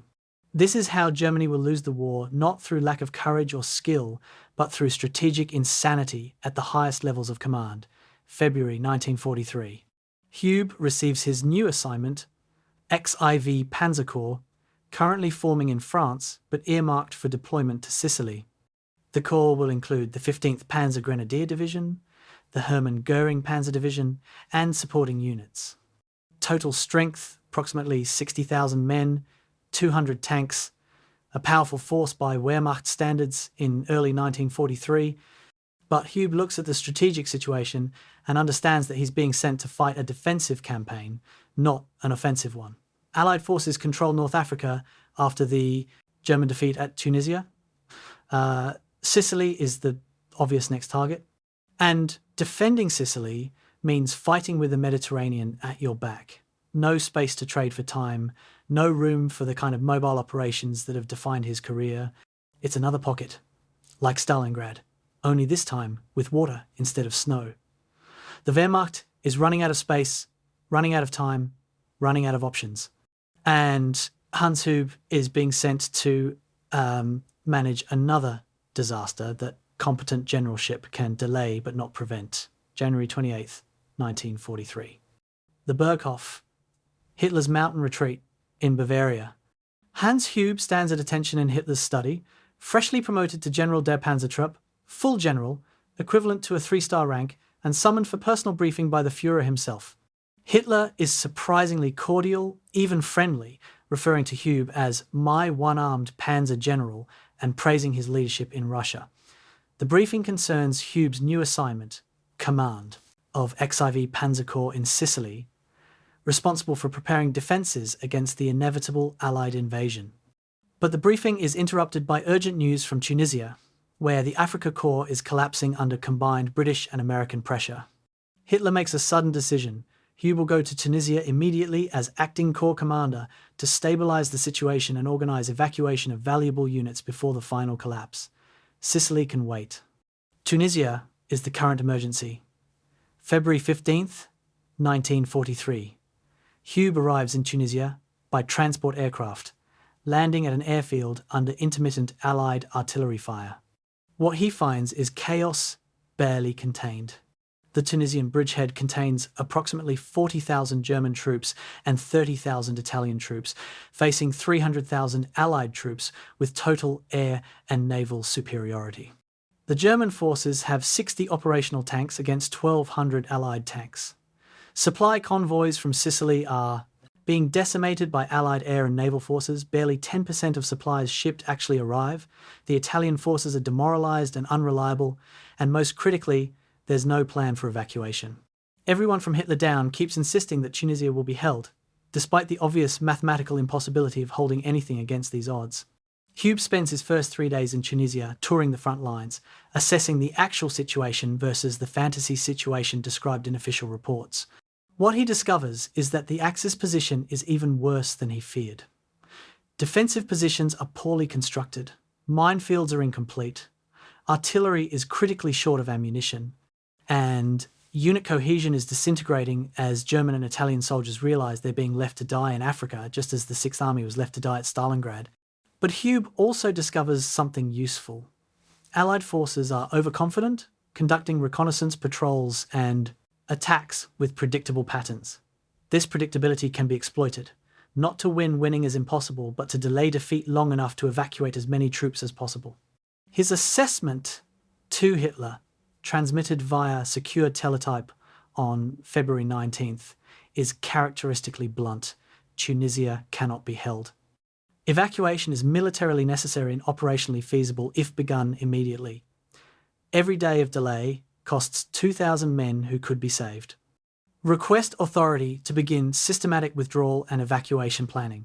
The response comes back within hours, signed by General Feldmarschall Wilhelm Keitel, Chief of the High Command. Tunisia will be defended to the last man. No evacuation planning authorized. Focus on defeating enemy attacks. Hube reads this response, crumples the paper, and does exactly what he was told not to do. He begins planning the evacuation anyway. The key to evacuating Tunisia is deception, deceiving Hitler into thinking Tunisia is being defended, deceiving the Allies into thinking they're facing full-strength forces, deceiving everyone long enough to quietly move as many men as possible to ports for evacuation. Hube's method is elegant in its simplicity. He creates a defense based on mobility rather than static positions. Every functional tank, no matter how few, is constantly moved between sectors, appearing in different locations to create the illusion of strength. Artillery pieces fire from one position, then immediately displace to new positions and fire again, appearing to be multiple batteries. Infantry units conduct aggressive patrols and raids that give the impression of unbroken morale and offensive capability.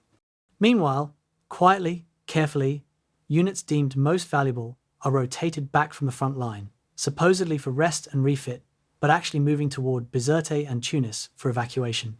April 12, 1943. The Allied final offensive begins, and Hube's defence collapses exactly as planned, slowly, fighting delaying actions, conducting orderly withdrawals, preserving unit cohesion even in defeat. Every day the Allies are delayed is another day for evacuation flights from Tunis.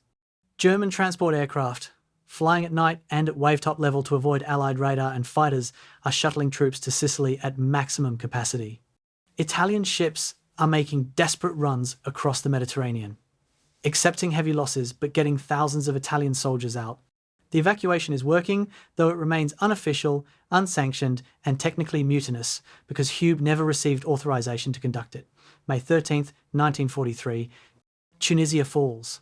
Allied forces occupy Tunis and Bizerte, but by the time they arrive, they find that most German combat units have already evacuated.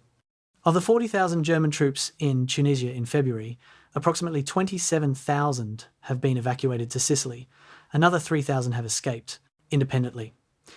10,000 have been killed or captured, mostly in the final week when evacuation became impossible. For the Italians, the numbers are worse. Only 9,000 of 30,000 evacuated, but even this is better than total loss. Hube is the last German general to leave Tunisia, boarding a Ju-52 on the night of May 12th, flying out just hours before Allied forces seal the last airfields. The official German communiques describe the fall of Tunisia as a heroic defence against overwhelming odds. What's not mentioned in official reports is that Hube deliberately disobeyed orders, conducted an unauthorised evacuation, and saved more than 30,000 Axis troops from certain capture. Hitler, presented with his fait accompli, can't publicly punish Hube without admitting that the evacuation happened. Instead, Hube receives the oak leaves to his Knight's Cross, one of Germany's highest decorations, with a citation praising his exceptional leadership in extraordinarily difficult circumstances. The decoration ceremony takes place on June 1st in Berlin. Hitler personally pins the medal on Hube's uniform and makes a short speech about German generals who know how to win victories from defeats. The irony is apparently lost on Hitler. Hube saved 30,000 men by refusing to follow Hitler's orders. But in the looking-glass world of Nazi Germany, disobedience that succeeds becomes loyalty, and prudent evacuation becomes heroic defence. The Tunisia campaign establishes Hube's reputation as the Wehrmacht's crisis manager, the general you send when the situation is desperate and conventional solutions have failed. He has now commanded successful evacuations from Stalingrad, his own evacuation, Tunisia, and soon Sicily. This is not the kind of reputation any officer wants. Successful evacuations mean failed campaigns. But in 1943, as Germany transitions from offensive to defensive warfare, the ability to manage disasters becomes more valuable than the ability to win victories. Hube has become essential not because he's brilliant at attacking, though he is, but because he's brilliant at preserving forces during defeats. This is the Wehrmacht's terrible compliment. You're so competent at losing that we can't afford for you to win. His orders for Sicily arrive in late June. XIV Panzer Corps will defend the northeastern portion of the island, the most critical sector because it controls the Strait of Messina and the evacuation routes to mainland Italy. Hube reads the orders with grim recognition. Another island. Another defensive position with water at your back. Another situation where German forces will be outnumbered and outgunned and expected to perform miracles. The Allies are assembling an invasion force of 160,000 troops, 600 tanks, 1,800 aircraft. Hube will have approximately 60,000 troops and 200 tanks to defend an island the size of Massachusetts. The mathematics are even worse than Tunisia. But Hube has learned something from Tunisia. If you can't prevent defeat, you can control how defeat unfolds. You can trade space for time, mobility for preservation, tactical positions for strategic survival. Sicily will fall. The only question is how many men can be evacuated before it does. And Hans Hube, the Wehrmacht's master of disaster management, is about to write the manual on how to lose an island while winning an evacuation. July 10th, 1943, 02:45 hours. The southern coast of Sicily, near Gela, Allied Operation Husky, has begun the largest amphibious invasion in history to this point. 160,000 American and British troops are landing on 40 miles of Sicilian beaches, supported by naval bombardment that turns the shoreline into a hell of high explosive and shrapnel. General der Panzertruppe Hans Hube watches this invasion not from the beaches where it's happening, but from his headquarters 60 kilometers north, where maps and radio reports tell him everything he needs to know. The Allies are coming ashore in strength in southern Sicily. His XIV Panzer Corps, holding the northern half of the island, is too far away to intervene in the landing. By the time his panzers could reach the beaches, the Allies will have established their beachhead and brought ashore their overwhelming advantages in artillery and air support. So Hube won't contest the beaches. He'll contest everything else. The Allied plan, which Hube has correctly anticipated through intelligence analysis and logical deduction, is straightforward. Land in the south, drive north, capture the ports of Palermo and Messina, trap Axis forces against the coast, force surrender or annihilation. It's a good plan, a textbook plan, exactly the kind of plan that conventional military thinking would produce. And that makes it predictable. Hube issues orders that bewilder his subordinates. The XIV Panzer Corps will not defend Sicily's cities, will not hold fixed positions, will not fight for any terrain unless that terrain serves operational purposes.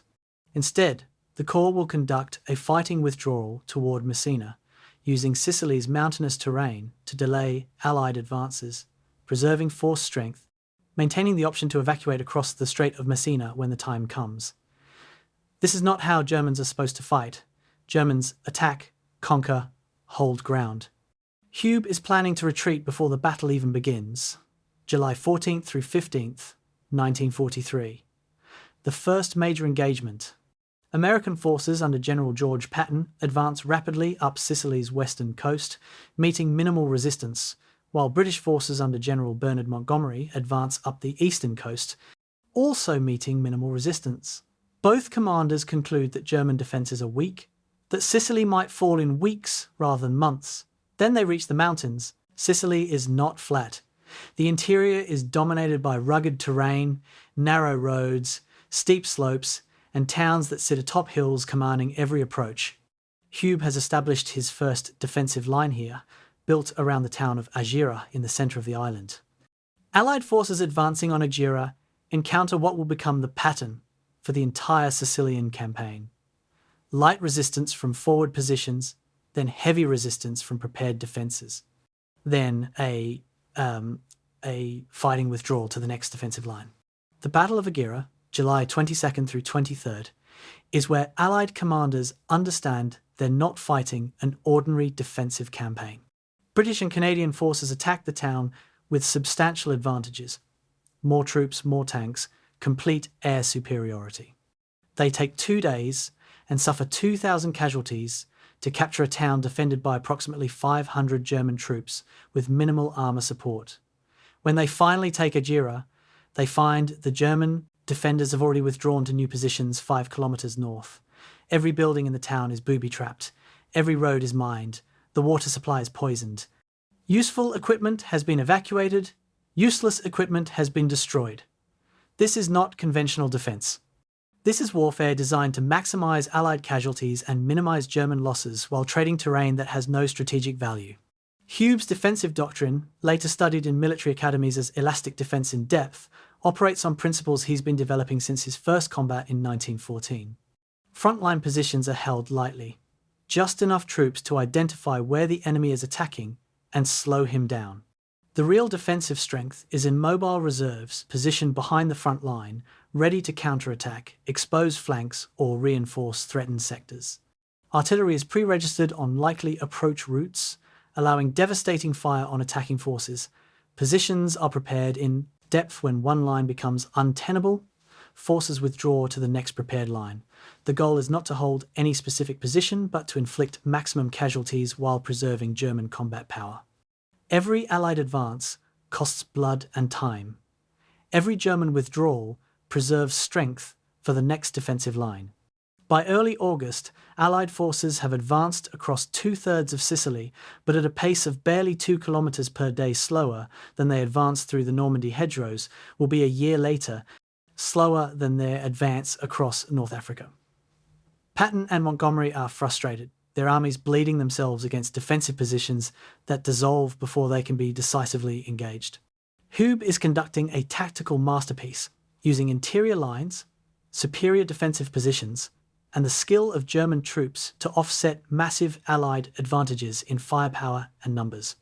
But he's also planning something that no one, neither his superiors in Berlin nor his Allied opponents, expects. He's going to evacuate the entire German force from Sicily while the Allies think they're still fighting for the island. August 11th, 1943. Without authorization from higher headquarters, without informing his Italian allies, without even notifying the German units not under his direct command, Hube begins Operation Lehrgang, the evacuation of Sicily. The plan is audacious and risky. While maintaining defensive positions facing the advancing Allies, quietly move units back toward Messina, cross the strait in carefully coordinated ferry movements, establish defences on the Italian mainland, all while keeping the Allies believing they're still fighting a determined defence of Sicily. Success requires perfect timing, operational security, and the Allies not realising what's happening until it's too late to stop it. The evacuation procedures are methodical. Units withdraw from the front line in rotation, supposedly moving to rest areas, but actually moving to the Messina ferry terminals. Heavy equipment crosses first, tanks, artillery, vehicles under cover of darkness, when Allied air superiority is negated. Infantry crosses in the final days, providing rear guard while the rest of the force escapes. The Strait of Messina is only 3 kilometers wide at its narrowest point, allowing rapid ferry movements despite Allied air and naval attacks. And critically, German forces maintain aggressive patrolling and defensive postures facing the Allies, convincing them that Sicily is still being contested while the evacuation proceeds behind the lines. August 17th, 1943, 0400 hours. Hans Hube boards the last ferry from Sicily to mainland Italy. Behind him, demolition charges destroy what remains of the port facilities. Ahead of him lies the Italian mainland and the continuing campaign up the peninsula. But the evacuation is complete. In 6 nights, German forces have evacuated 40,000 troops, 62 tanks, 14,000 vehicles, 9,600 Italian troops.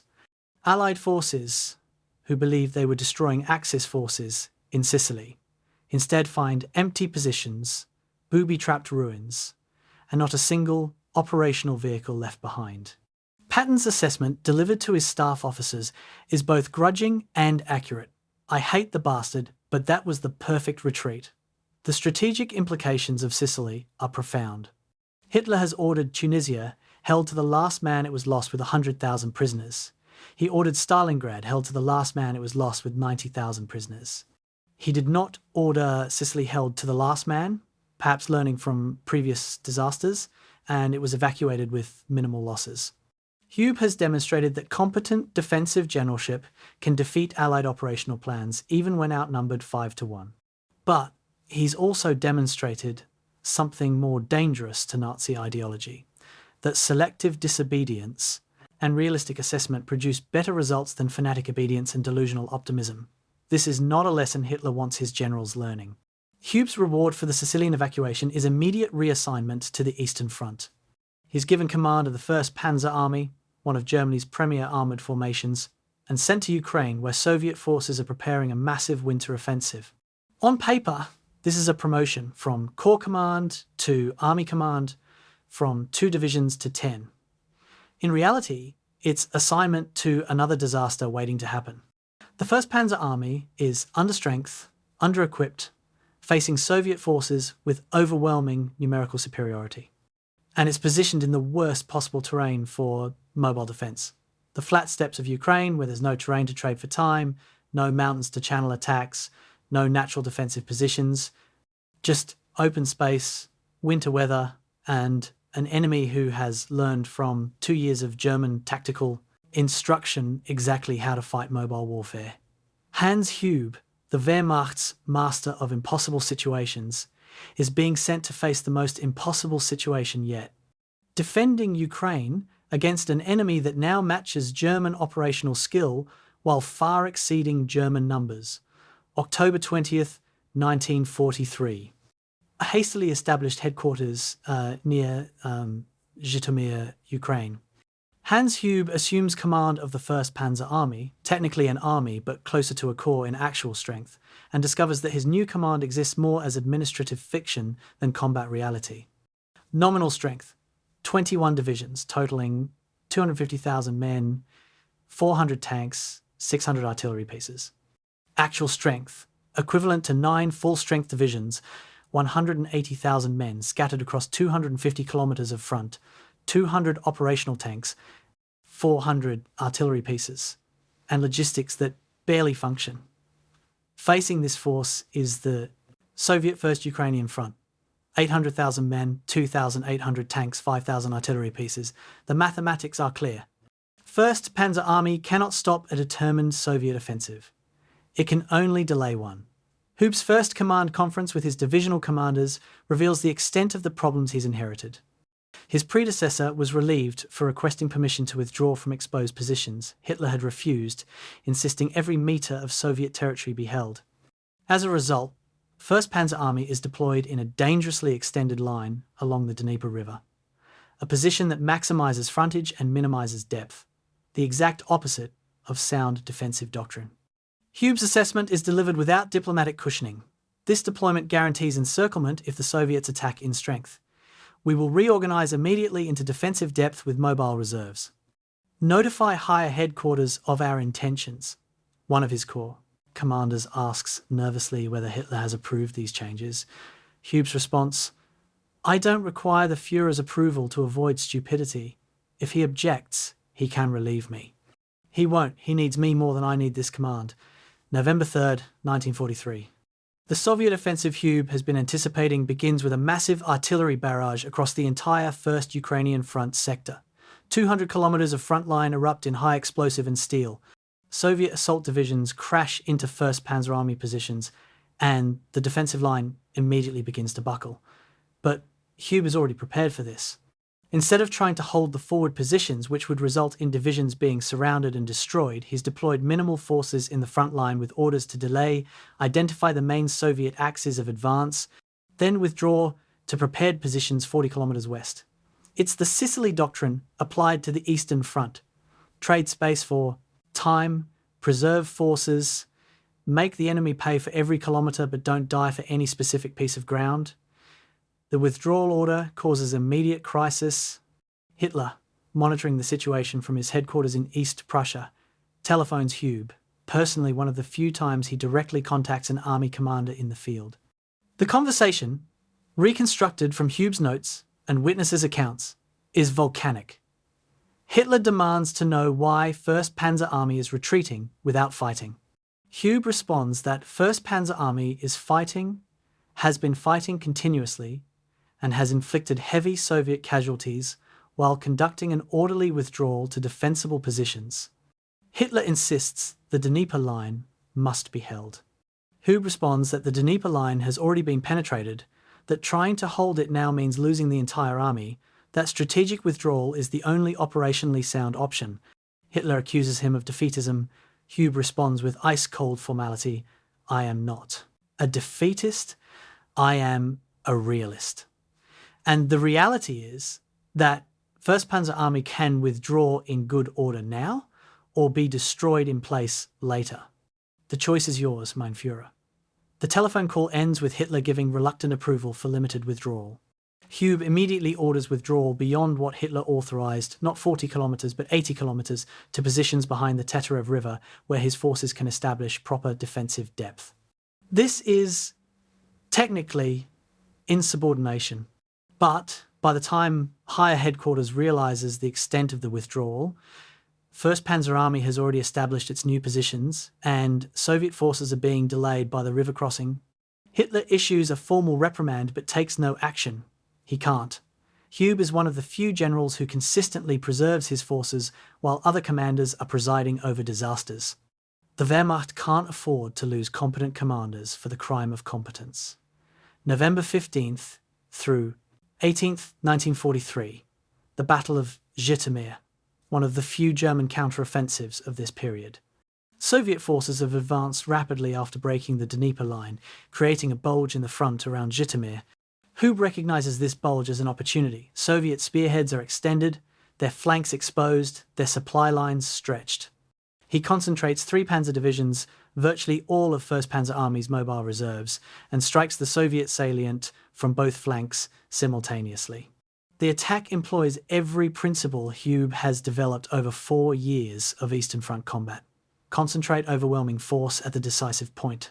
Strike where the enemy is weak rather than where he's strong. Maintain operational tempo faster than the enemy can respond.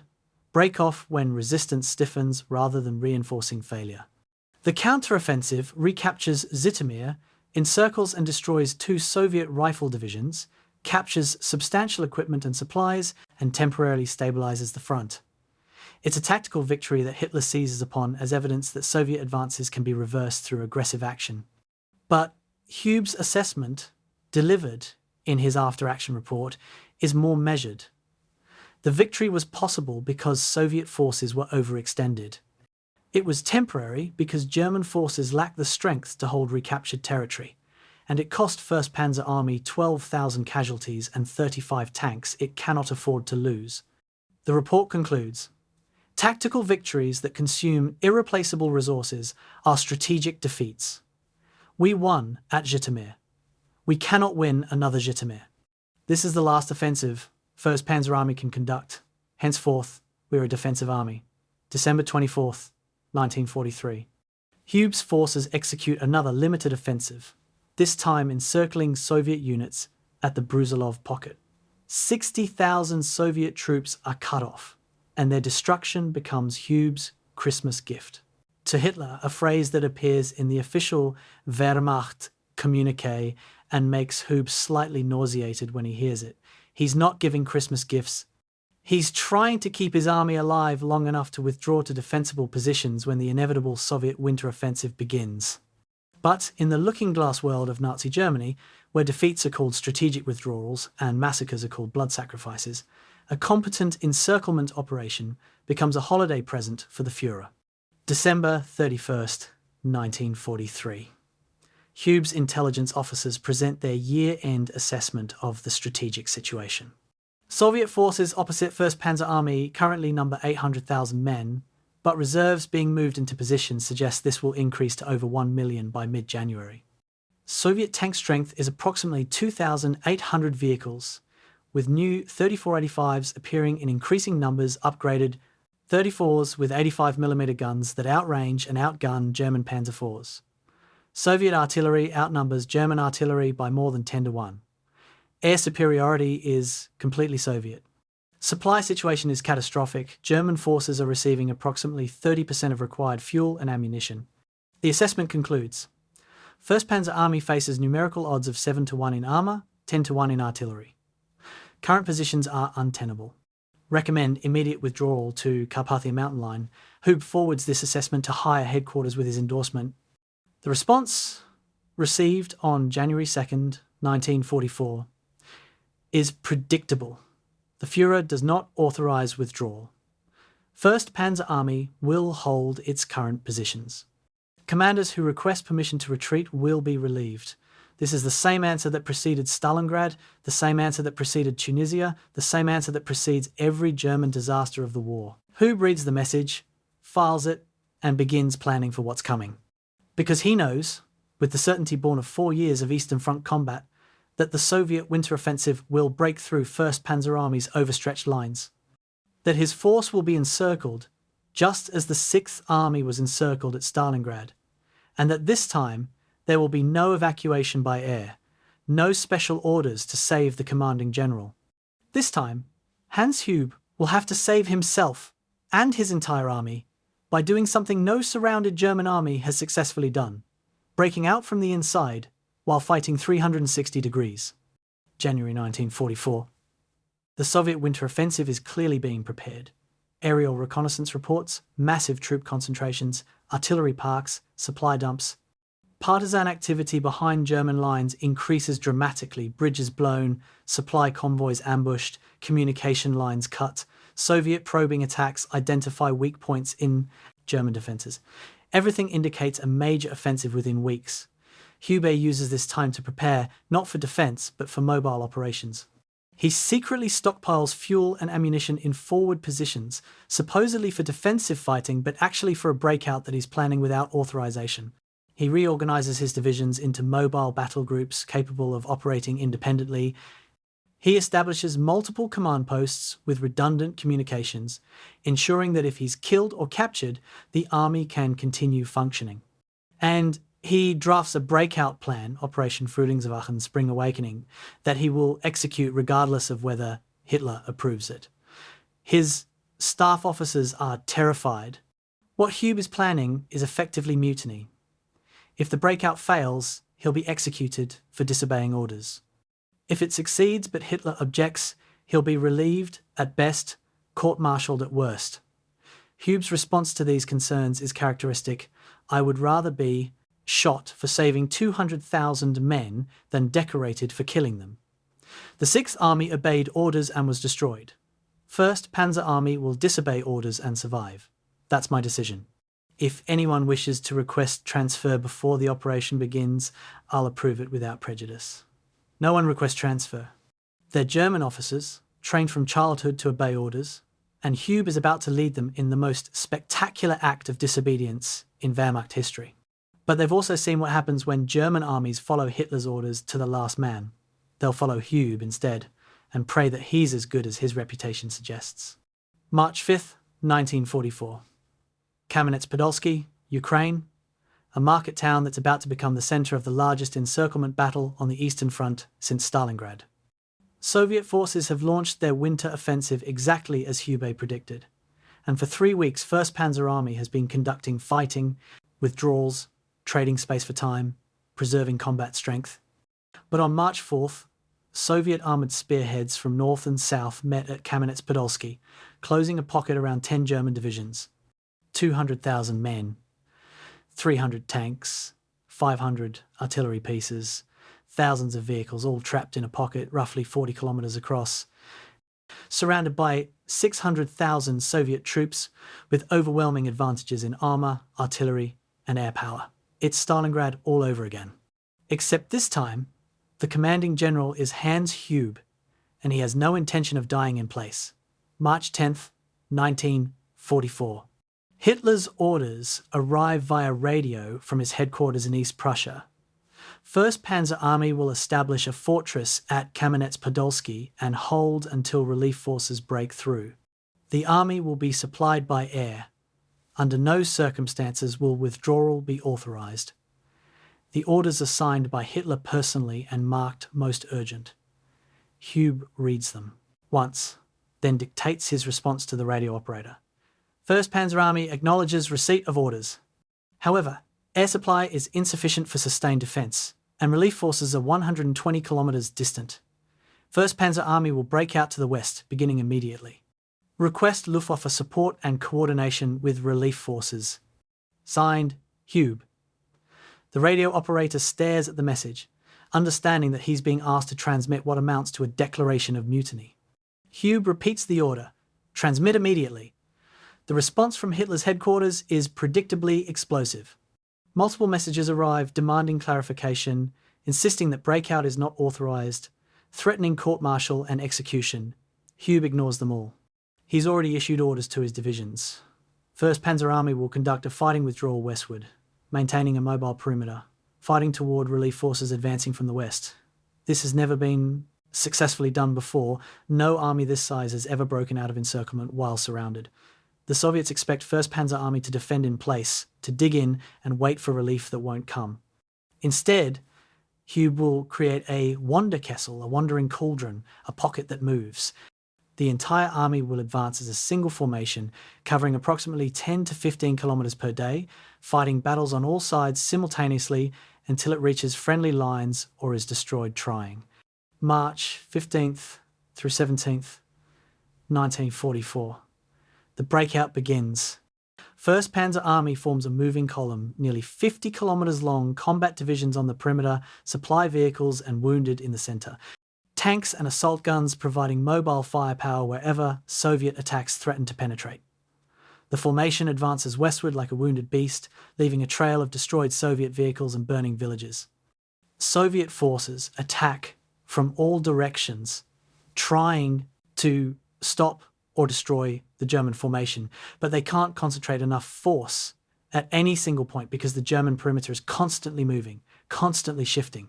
When Soviets mass to attack one sector, that sector has already advanced past the ambush point.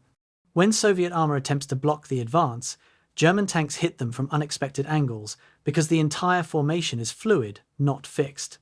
The logistics of the breakout are nightmarish. 1st Panzer Army requires 300 tons of supplies daily: fuel, ammunition, food, medical supplies.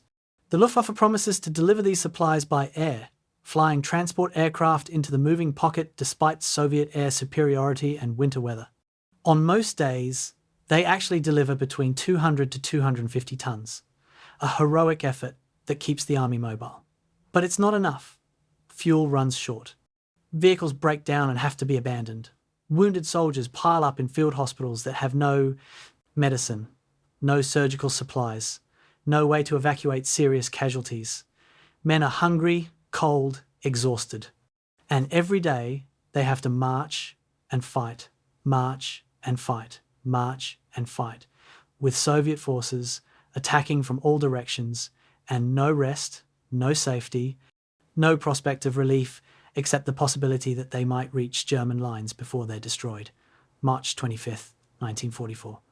After 20 days and 300 kilometers of continuous fighting, 1st Panzer Army's spearheads make contact with 2nd SS Panzer Corps advancing from the west. The junction is achieved near the town of Buchach, and German forces secure a corridor through which the surrounded army can withdraw. Over the next 5 days, the entire 1st Panzer Army passes through this corridor and re-establishes connection with the main German front. The breakout is complete.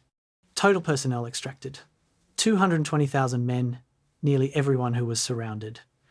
Total vehicles extracted: 300 tanks, 500 artillery pieces, thousands of trucks and support vehicles.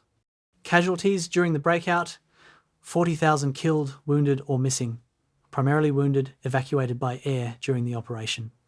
Soviet casualties: estimated 80,000 plus, primarily inflicted during the constant attacks on the moving perimeter. It's the most extraordinary feat of mobile warfare in military history, the only major encirclement of World War II broken from the inside out, the only time an army this size successfully fought its way through enemy lines while surrounded. Military historians will study the Kamenets-Podolsky breakout for decades, analysing how Hube maintained unit cohesion, coordinated movement, managed logistics, and sustained morale during an operation that should have been impossible. But in March 1944, there's no time for analysis. There's only exhaustion, relief, and the grim knowledge that this victory, like all German victories now, is temporary. 1st Panzer Army has survived encirclement. It's still outnumbered, still retreating, still losing the war. The breakout has saved 200,000 men to fight another day. But what happens when that day comes, and there are no more miracles left? Hitler's response to the breakout is complex and contradictory. Publicly, he praises Hube as a military genius, awards him the Diamonds to the Knight's Cross, only the 19th person in the entire Wehrmacht to receive this decoration, and holds him up as an example of what German will and German skill can accomplish against overwhelming odds. Privately, Hitler is furious that Hube directly disobeyed orders, broke out without authorization, and succeeded through methods that implicitly criticize Hitler's hold-at-all-costs doctrine. The contradiction cannot be resolved. Hube is too valuable to punish, too successful to dismiss, too useful as propaganda to criticize. So Hitler does what he always does when reality contradicts his ideology. He rewrites the narrative. The Breakout becomes a brilliant operational plan that Hitler authorized all along, with Hube merely executing the Führer's strategic vision. Hube knows better. He knows he committed what technically constitutes treason, disobeying a direct order from the supreme commander in wartime. He knows he succeeded, not because of Hitler, but in spite of Hitler. And he knows that this success has painted a target on his back, because the most dangerous thing you can be in Nazi Germany is an officer who proves that disobeying Hitler produces better results than obeying him. Other generals might start asking dangerous questions. Other armies might start refusing suicidal orders. The entire edifice of Nazi military command, built on absolute obedience to the Führer's will, could crumble if Hube's example spreads. So Hube must be honoured, celebrated, and somehow neutralised. The summons to Hitler's headquarters at Berghof arrives on April 14th. Hube is ordered to report immediately for decoration ceremony and strategic consultation. He boards a Heinkel He 111 transport aircraft on April 17th. He will never reach his destination. April 15th, 1944. The Berghof, Hitler's mountain retreat overlooking the Alps, where the spring snow still clings to the peaks and the air is thin and cold. Hans Hube stands in the great hall of the Berghof, freshly showered and shaved, wearing a clean uniform for the first time in months. Watching Adolf Hitler approach with the red leather case containing the diamonds to the Knight's Cross, the room is filled with Wehrmacht generals, Nazi Party officials, SS officers, all assembled to witness this ceremony. Hube is about to become the 19th recipient of Germany's highest military decoration, one of the most exclusive clubs in the world. But he feels no pride, no satisfaction. He feels tired. He's 53 years old, has been fighting for 30 years with only the Weimar interlude as respite, and he wants nothing more than to go home to Paula and his remaining son and sleep for a week. The decoration ceremony is brief and formal. Hitler pins the diamonds on Hube's collar, delivers a short speech about German generals who exemplify courage and skill, poses for photographs. Then the official portion ends and Hitler gestures for Hube to follow him to his private study. This is what Hube has been dreading, the private conference, where Hitler expects validation, agreement, reinforcement of his strategic fantasies. They enter the study, a comfortable room with large windows overlooking the mountains, and Hitler begins speaking without preamble about the strategic situation. Germany stands at a turning point. The successful breakout of 1st Panzer Army proves that German forces can defeat Soviet offensives through skill and determination. The upcoming summer will see new offensives, new victories, new proof that Germany's enemies are weakening while Germany grows stronger. Hube listens to this analysis with growing disbelief. Hitler's assessment bears no relationship to the reality Hube just escaped from. The successful breakout didn't prove German superiority. It proved that even brilliant tactical operations can only delay strategic defeat when the enemy has 10-1 numerical superiority. Germany isn't growing stronger. It's bleeding to death from 1,000 cuts. Every victory costs irreplaceable men and equipment. Every retreat loses territory and resources. The Soviet Union is fielding larger, better-equipped armies every month, while Germany struggles to rebuild decimated divisions. This war is lost. Anyone with basic mathematical literacy can see it. But Hitler isn't asking for analysis. He's asking for agreement. April 16th, 1944. The private conference continues into a second day, and this is when everything goes wrong. Hitler presents his summer offensive plans, Operation Bagration, stabilization of the Ukrainian front, defensive preparations for the inevitable Allied invasion of France. He asks Hube's opinion on these plans, and Hube exhausted and angry and sick of pretending, tells the truth. The plan's a fantasy. Germany lacks the resources to conduct major offensives. The Ukrainian front is a disaster waiting to happen, with German armies overstretched and undersupplied. The Atlantic Wall won't stop Allied landings. The Soviet summer offensive will crush Army Group Center. Germany has lost the war and is now simply prolonging the inevitable while hundreds of thousands die for no strategic purpose. The temperature in the room drops by 20 degrees. Other attendees Keitel, Jodl, Bormann freeze, waiting for Hitler's reaction. What follows, according to multiple witnesses, is the worst confrontation between Hitler and any general during the entire war. Hitler accuses Hube of defeatism, cowardice, betrayal. Hube responds with ice-cold formality, citing statistics, logistics, calculations, force ratios. Hitler's voice rises to a scream. Hube's remains calm and relentless. How can Germany win when it produces 700 tanks per month while the Soviet Union produces 2,000? How can Germany replace 500,000 casualties per year when its population is fully mobilized? How can Germany fight a two-front war against enemies with 10 times its industrial capacity? These aren't defeatist questions, they're mathematical questions. And mathematics doesn't care about willpower or ideology. The conference ends with Hitler ordering Hube to leave immediately, return to 1st Panzer Army headquarters, and say nothing about this conversation to anyone. Hube departs the Berghof that afternoon, April 16th, and stays overnight at a military hotel in Salzburg. The next morning, April 17th, he boards a Heinkel He 111 transport aircraft at Ainring Airfield for the flight to 1st Panzer Army headquarters in Ukraine. The flight should take approximately 4 hours. Weather conditions are reported as marginal, low clouds, rain, poor visibility but not dangerous. The aircraft departs at 14:30 hours.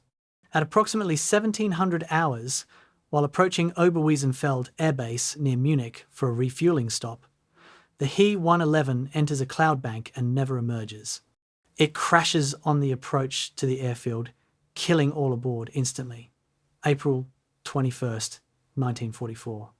The official investigation into the crash concludes that the aircraft encountered severe weather conditions including icing and turbulence, and that pilot error in attempting to land during adverse conditions caused the accident. The investigation is completed in 4 days, remarkably fast for a crash that killed one of Germany's most important generals.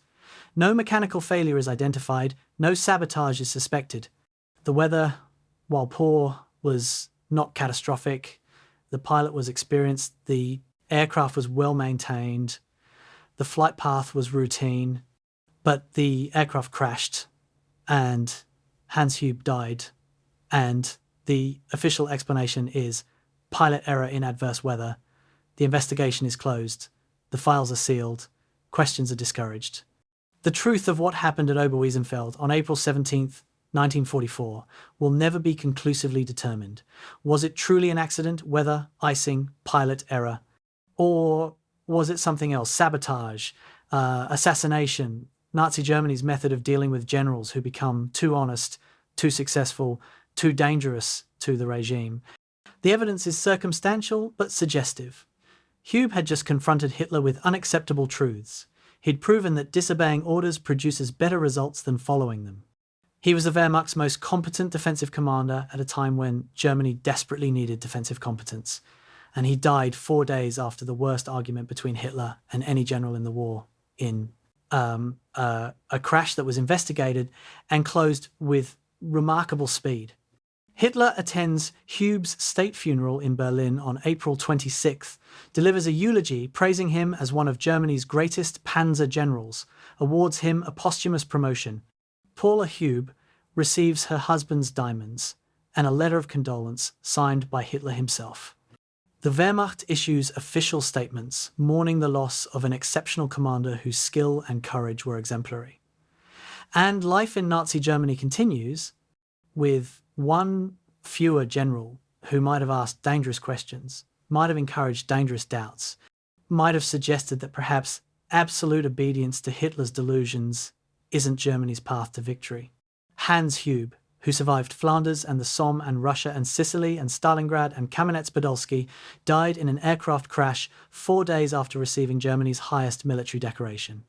The official explanation is accident. The alternative explanation is that he was too competent to be allowed to survive. Either way, he's gone, and with him goes the Wehrmacht's best hope for managing the disasters that are coming. June 1944. Operation Bagration, the Soviet summer offensive that destroys German Army Group Center. In 5 weeks, the Soviets will advance 600 kilometers, destroy 28 German divisions, inflict 450,000 casualties, the single greatest military defeat in German history. The commander of Army Group Center, General Feldmarschall Ernst Busch, is a Hitler loyalist who follows orders without question, defends every position to the last man, refuses to authorize withdrawals, even when encirclement is obvious. By August, Army Group Center no longer exists as a fighting force. But history is not only what happened, it's also what didn't happen. And the question military historians have debated for 8 decades is simple. What if Hans Hube had survived to command Army Group Center instead of Busch? The counterfactual is based on solid evidence. Hitler was dissatisfied with Busch's performance in early 1944, considered replacing him, but had limited options for generals who combined tactical skill with political reliability. Hube, had he lived, would have been the obvious candidate proven competence. Recent success at Kamenets-Podolsky, decorated with the diamonds. Assume Hitler appoints Hube to Army Group Center in May 1944. What changes? First, Hube would have recognized the Soviet build-up preceding Bagration. Intelligence was available, but Busch dismissed it. Hube would not have defended in linear positions. He would have created defensive depth, mobile reserves, prepared fallback positions. Third, when the Soviet offensive broke through, Hube would have conducted fighting withdrawals rather than holding in place. Army Group Center would still have been defeated. Soviet superiority was too great, but its process would have been damaged, not destroyed. The numbers are speculative, but defensible. Under Busch, Army Group Center lost 450,000 men in 5 weeks. Under Hube, employing Sicily, Kamenets-Podolsky defensive doctrine, losses might have been reduced to 200 to 250,000, still catastrophic, but not annihilating. More importantly, Hube would have preserved unit cohesion, salvaged equipment, conducted orderly withdrawals to defensible lines. The difference between destruction and defeat is the difference between losing an army and losing a campaign. Germany lost armies under Busch. Under Hube, it would have lost campaigns while preserving armies to fight another day. This matters because every German soldier who survives Bagration is a soldier not available in August, September, October. The war still ends in May 1945, but the path to that end looks different. December 1944, the Battle of the Bulge, Hitler's last major offensive in the West. The operation commits Germany's final strategic reserve 29 divisions, including the best remaining SS Panzer divisions, to a desperate offensive through the Ardennes, attempting to split Allied armies and recapture Antwerp. The offensive is planned by Hitler personally, overriding objections from every senior commander who sees it. The operation fails catastrophically, costing 100,000 German casualties and depleting Germany's last mobile reserves. But what if Hube had been alive to participate in the planning? Every source suggests he would have opposed the operation entirely. The Ardennes offensive violated every principle Hube believed in. It committed scarce resources to an offensive with no realistic chance of strategic success. It assumed Allied responses that were wildly optimistic, and it left Germany without reserves to counter the inevitable Soviet winter offensive. The historical evidence strongly suggests that Hube would have argued forcefully and possibly insubordinately against the Bulge offensive. Whether Hitler would have listened is unknowable. Hitler rarely listened to pessimistic assessments by late 1944. But Hube's opposition might have influenced other generals, might have created enough resistance to delay or modify the operation, might have preserved resources for defensive operations. Alternatively, Hitler might have dismissed Hube as he dismissed other defeatist generals, in which case Hube's survival would have been brief.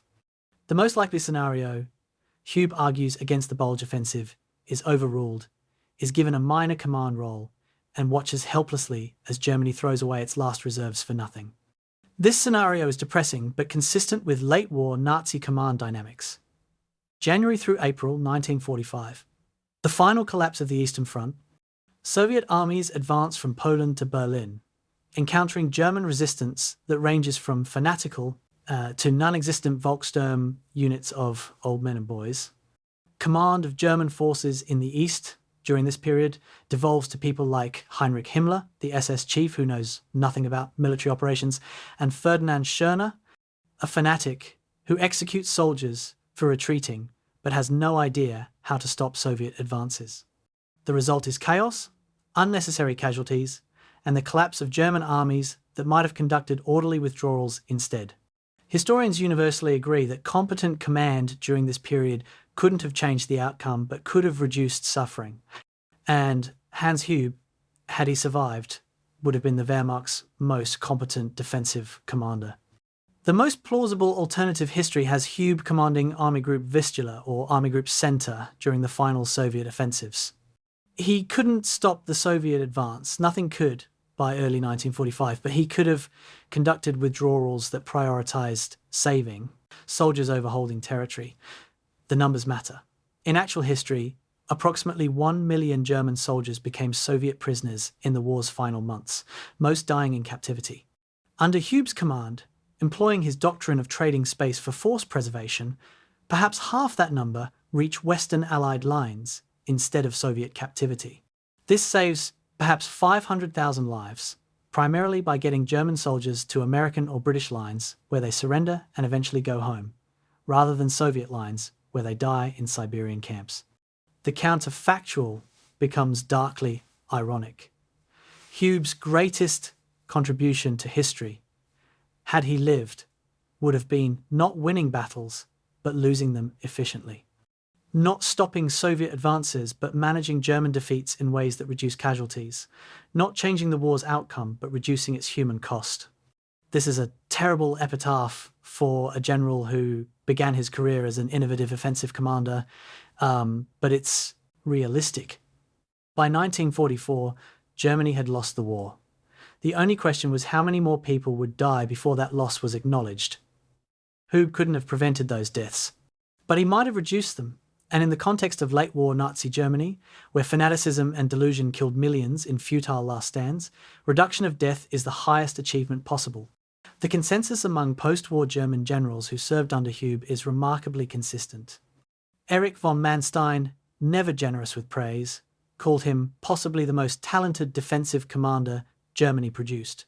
Fridolin von Senger und Ettelin, who served with him in Sicily, described him as the general who understood that preserving your army is more important than holding terrain.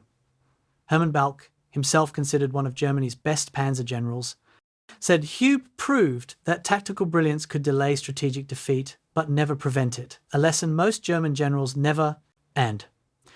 F.W. von Mellenthin, perhaps the Wehrmacht's best staff officer, wrote in his memoirs, "If Germany had possessed 10 generals like Hube, we would still have lost the war. But we might have lost it with half the casualties and a year less suffering." This is Hans Hube's alternative legacy, not the battles he might have won, but the disasters he might have managed better. Not the territory he might have held, but the soldiers he might have saved. Not changing history's outcome, but changing its path. Whether this is tragedy or simply realism depends on your perspective. But the mathematics are clear.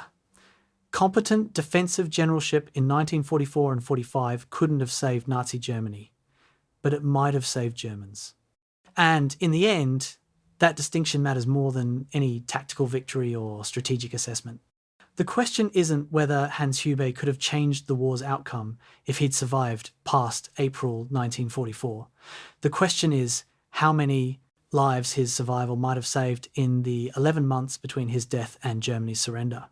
And that question, haunting and unanswerable, is perhaps the truest measure of his historical importance. 1941, somewhere in Ukraine, date unrecorded.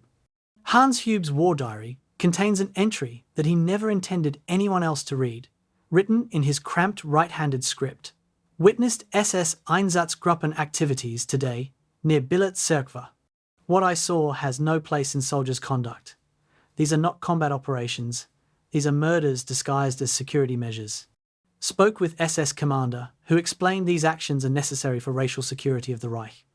I told him racial security is not military concern. He told me to mind my own business. I will. The entry continues. My business is defeating Red Army, not murdering civilians. But by continuing to fight, do I enable these murders?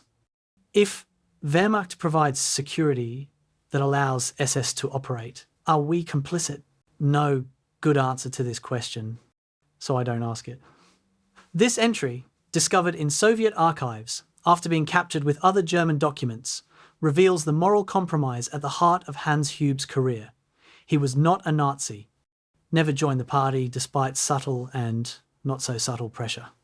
Regarded Nazi racial ideology with contempt, his chief of staff in 1943 was half Jewish, retained because Hube valued competence over ancestry and ignored orders to dismiss him.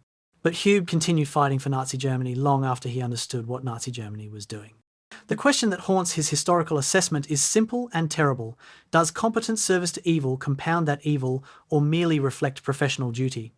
The evidence for Hube as something other than a typical Nazi general is substantial. 3 documented cases exist where Hube specifically countermanded excessive reprisal orders from SS units operating in his sector. In October 1943, an SS police battalion prepared to execute the entire population of a Ukrainian village in retaliation for partisan activity. Hube intervened personally, arguing that killing civilians created more partisans than it eliminated. The SS commander appealed to higher authority. Hube won the argument by pointing out that the village was within his operational zone and he had final authority over security measures affecting military operations. The village was not destroyed. 147 people lived who would otherwise have died. This is documented in both Wehrmacht and SS records. Similar interventions occurred in December 1943 and February 1944. In both cases, Hube prevented planned reprisals against civilian populations. Not for humanitarian reasons, he never cited humanitarian concerns in his justifications, but for operational reasons. Killing civilians generated partisan resistance. Partisan resistance disrupted supply lines. Disrupted supply lines endangered his army, therefore not killing civilians served military purposes. The logic is cold, utilitarian, divorced from moral considerations. But the result was the same. People survived who would otherwise have been murdered. Does motive matter if the outcome is preservation of life? The question admits no simple answer. But contradictory evidence exists. Villages burned during 1st Panzer Army's retreats in winter 1943 through 44. Scorched earth policy ordered by higher headquarters, executed by Wehrmacht units under Hube's command. How many civilians died in those burnings is unknowable. Records weren't kept. Survivors had no voice. Soviet post-war investigations were more interested in propaganda than accuracy. Hube's defenders argue he opposed scorched earth tactics, was overruled by higher headquarters, had no choice but to execute orders. His critics argue that opposition without disobedience is merely performance, that any general willing to disobey Hitler over operational matters could have disobeyed over moral matters, that following evil orders is itself evil regardless of personal opposition. The testimony of Ivan Kovalenko, a Ukrainian civilian interviewed in 1985 for a Soviet documentary, provides ambiguous evidence. Kovalenko was 17 in January 1944 when German forces entered his village during the retreat from Kiev. SS units arrived first, prepared to burn the village and shoot anyone who resisted. And then, according to Kovalenko, a German general with one arm arrived in a vehicle. He argued with the SS commander. We couldn't hear what they said, but the argument was angry. The SS commander pointed at us and made shooting gestures. The one-armed general shook his head and pointed at the road. Finally, the SS left without burning the village. The Wehrmacht soldiers told us to evacuate west with them or stay and face the Soviets. Most of us stayed. Some went west, and I never saw them again. But we survived. German military records confirm that General Oberst Hube visited that sector on the date Kovalenko describes. Confirm that the village in question was not destroyed, unusual given standard scorched earth procedures. The intervention is consistent with Hube's documented pattern of preventing civilian massacres when operationally feasible. But the records also show that dozens of other villages in 1st Panzer Army's sector were destroyed during the same period, villages where Hube did not intervene or could not intervene or chose not to intervene. The moral calculus becomes unbearable. If Hube saved 3 villages but allowed 30 to burn, is he a humanitarian or a war criminal? Can you claim moral credit for selective mercy? Is preventing some murders sufficient virtue when you enable the system committing all the murders? The central paradox of Hans Hube's moral position is this: his military competence prolonged Nazi Germany's existence. Every successful defensive operation delayed Germany's defeat. Every delay meant more months of Holocaust operation, more months of slave labor camps, more months of a genocidal regime grinding millions of people into death. The Kamenets-Podolsky breakout saved 200,000 German soldiers. Those soldiers returned to combat. They fought Soviet advances for another year. That year allowed the Holocaust to continue, allowed the deaths of tens of thousands more Jews, Slavs, Roma, and others deemed undesirable by Nazi ideology. Hube didn't personally kill any of these people, but his professional excellence preserved the regime that did. The counterargument, presented most forcefully by post-war German historians attempting to preserve some honor for the Wehrmacht, is that professional soldiers have no responsibility for political leadership's decisions. A general's duty is to his men, not to abstract political calculations. Hube's responsibility was to preserve 1st Panzer Army, and he did so brilliantly. That Hitler used the preserved army for evil purposes is Hitler's responsibility, not Hube's. By this logic, we can admire the warrior while condemning the war, respect the general while denouncing the regime. It's a comforting position. It allows us to study military excellence without confronting its moral context. It's also probably wrong. The uncomfortable truth is that professional competence is never politically neutral. When you serve an evil regime competently, you make that regime more effective. When you preserve armies for an evil cause, you extend that cause's duration. When you follow orders, you privately oppose. You validate the authority giving those orders. Hans Hube was not a Nazi ideologue, but he was a Nazi general, and the distinction matters less than German military historians want it to. He served Adolf Hitler's regime from 1933 to his death in 1944. He executed that regime's military strategy. He fought that regime's wars. And he did all of this brilliantly, professionally, competently, which made him, regardless of his personal beliefs, a critical enabler of Nazi Germany's capacity to wage war and commit genocide. Could Hube have refused to serve? Could he have resigned, retired, refused assignments? Technically yes, practically no. Officers who requested retirement during wartime were usually court-martialed. Those who disobeyed orders were shot. The military culture Hube grew up in emphasized obedience, duty, service to the state, regardless of personal opinion. To refuse service would have required not just courage, but a complete repudiation of everything he'd been trained to believe about professional military conduct. How many people possess that capacity? How many could abandon their entire identity, their profession, their understanding of duty? The answer is very few. Which explains but doesn't excuse. Understanding why Hube continued serving Nazi Germany doesn't make that service morally acceptable. The question of whether Hube would have faced war crimes prosecution had he survived is legally complex. The Nuremberg Principles established that following orders is not a defense against war crimes charges. But Nuremberg primarily prosecuted crimes against humanity and genocide, not conventional military operations. Hube's record shows no direct participation in Holocaust operations, shows no evidence of ordering or personally committing atrocities, shows some evidence of preventing atrocities when feasible. But his forces operated in regions where 1.5 million Jews were murdered by Einsatzgruppen and collaborators. His forces implemented scorched earth policies that killed unknown numbers of civilians. His forces' presence provided security that enabled SS operations. The legal judgment would likely have hinged on whether Hube had command responsibility for crimes committed in his operational area. The standard for command responsibility is, did the commander know or should he have known about crimes, and did he take adequate measures to prevent them?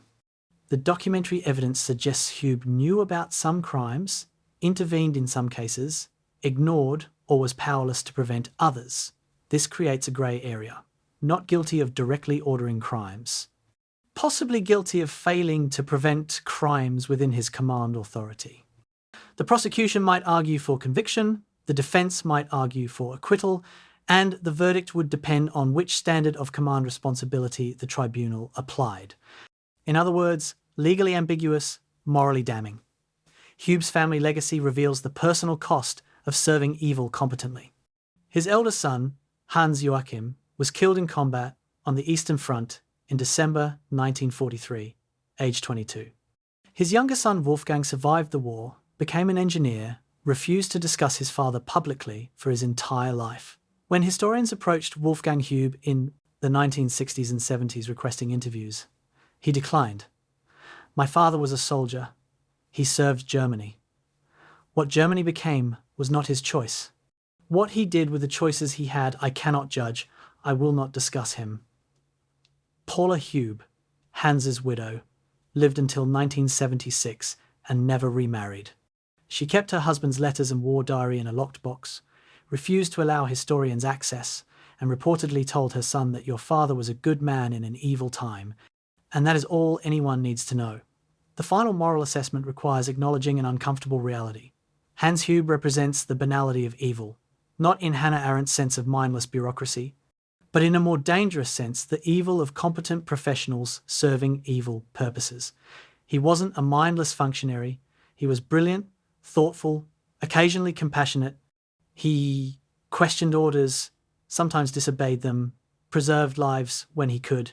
He was also a Nazi general who fought for 11 years to preserve and extend Adolf Hitler's regime. Both things are true simultaneously.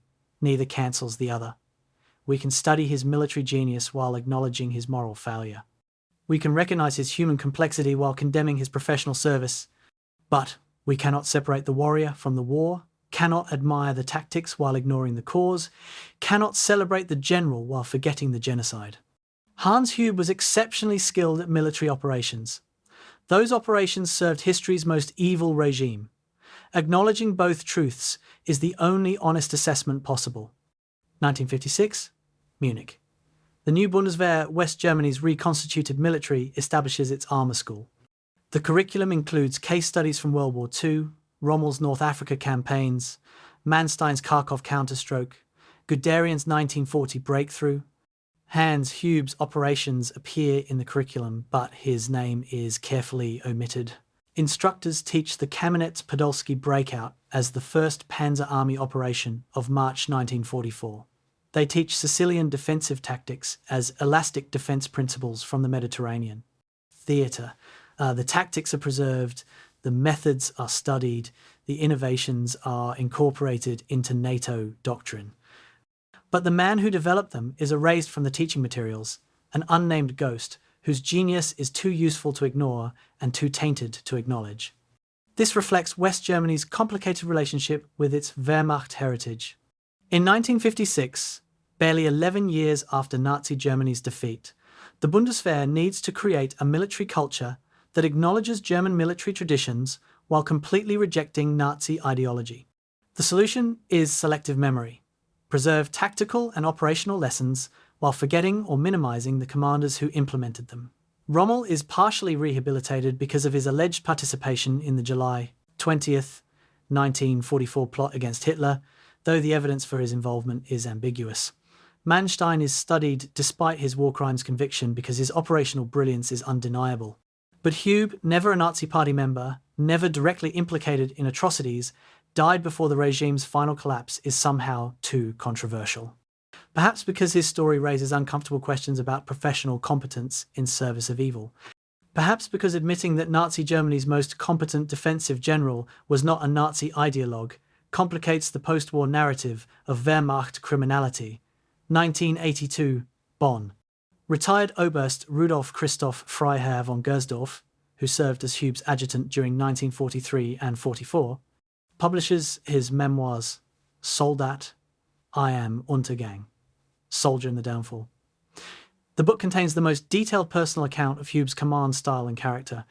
Von Gersdorf describes Hube as morally conflicted but professionally dedicated. He believed in Germany, not in Nazism. He fought not for Hitler, but for the men under his command. This distinction may seem minor to post-war observers. To those of us who served with him, it was everything. The book generates controversy. Critics argue that von Gersdorff is whitewashing Wehrmacht guilt, that fighting for Germany and fighting for Hitler were identical in practice, regardless of personal motivation.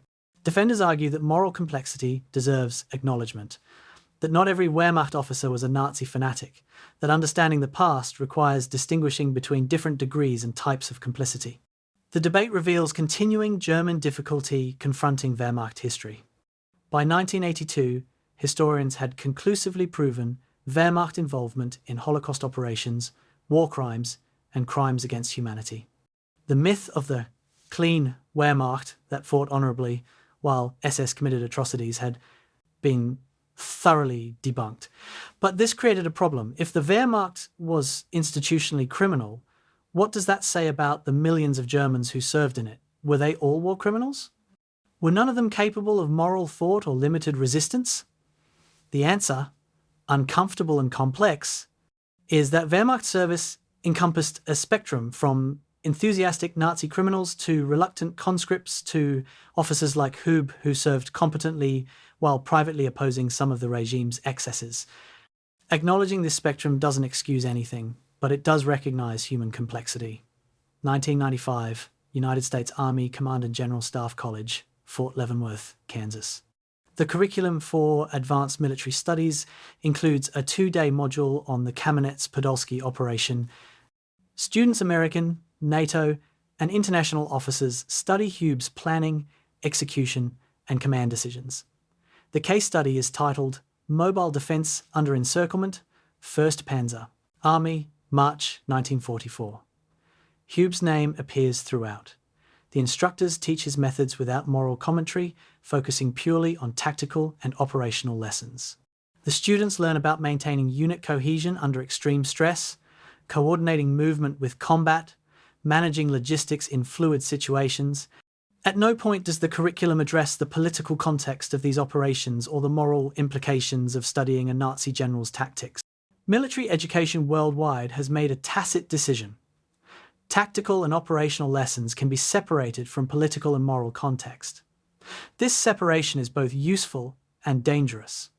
Useful because military competence has objective qualities that transcend political systems, maintaining unit cohesion, coordinating fire and maneuver, managing logistics.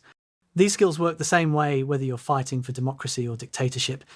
Dangerous because teaching tactics without context implies that military excellence is politically neutral, that you can admire and emulate the warrior without considering the war. Young officers studying Hube's operations at Fort Leavenworth or NATO military academies are learning valuable lessons about mobile defense.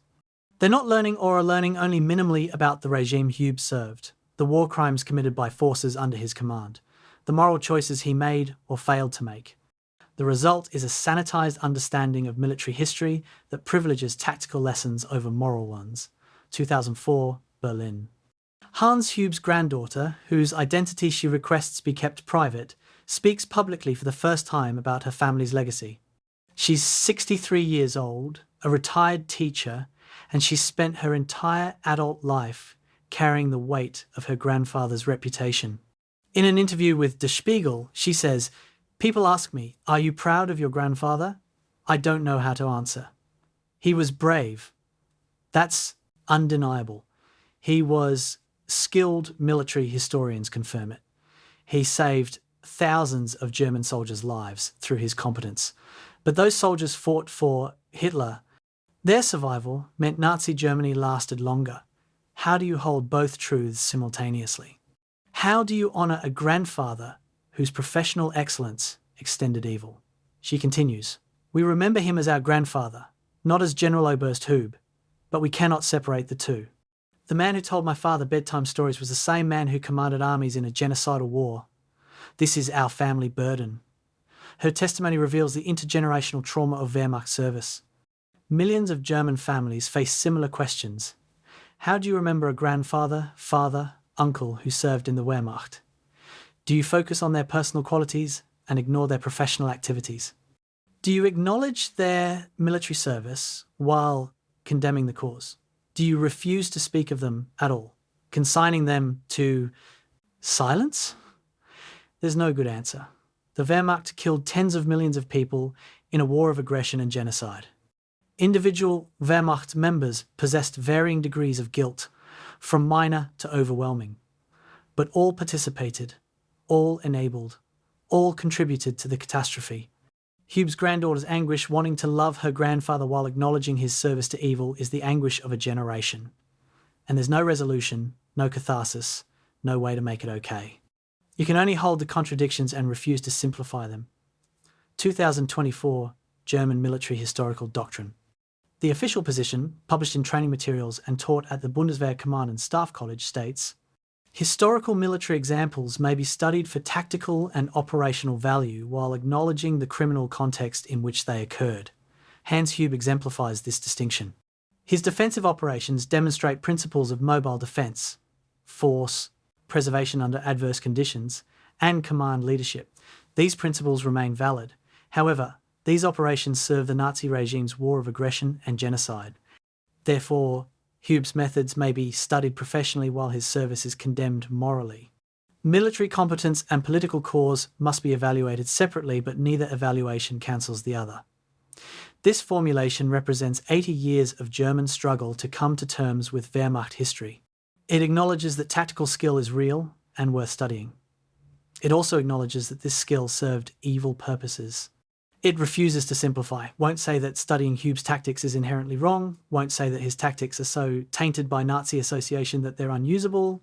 Instead, it demands moral awareness alongside professional education. Study the tactics, understand they worked, recognize why they worked, learn from them. But never forget who they served and what they enabled. It's an uncomfortable compromise.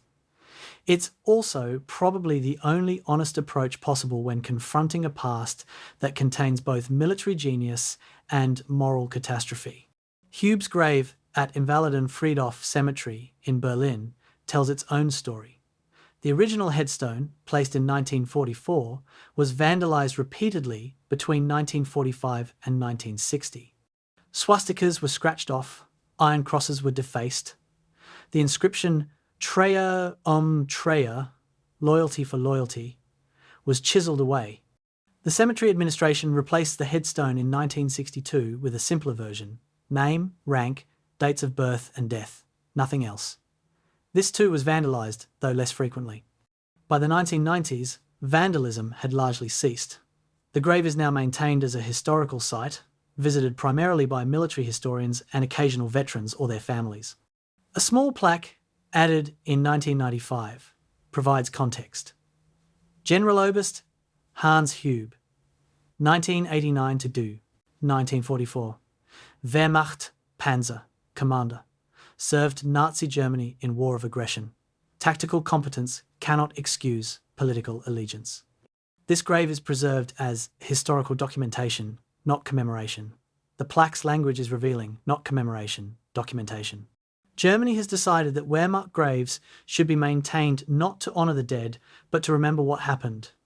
Hube's grave exists not because he deserves honour, but because forgetting is dangerous.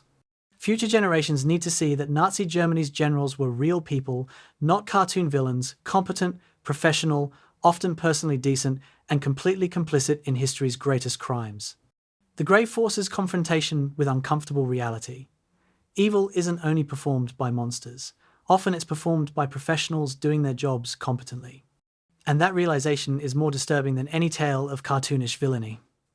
Modern German military historians' consensus on Hube can be summarized in a phrase from Klaus-Jürgen Müller's comprehensive study: Das Heer und Hitler, the army and Hitler. Hube represents the Wehrmacht general problem in its purest form: individual honor coexisting with institutional guilt, professional excellence serving political catastrophe. We cannot celebrate him. We cannot ignore him.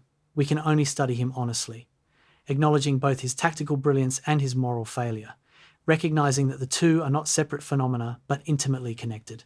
His competence made him valuable to Nazi Germany. His value to Nazi Germany makes his competence historically significant and morally troubling. This tension admits no resolution. And so Hans Hube remains what he's been since 1944, a ghost, a paradox, a problem. Military academies study his tactics while rarely mentioning his name. Historians acknowledge his competence while condemning his service. His family remembers him with complicated love and unresolved shame. His grave exists as documentation rather than commemoration. 80 years after his death, we still don't know how to talk about him.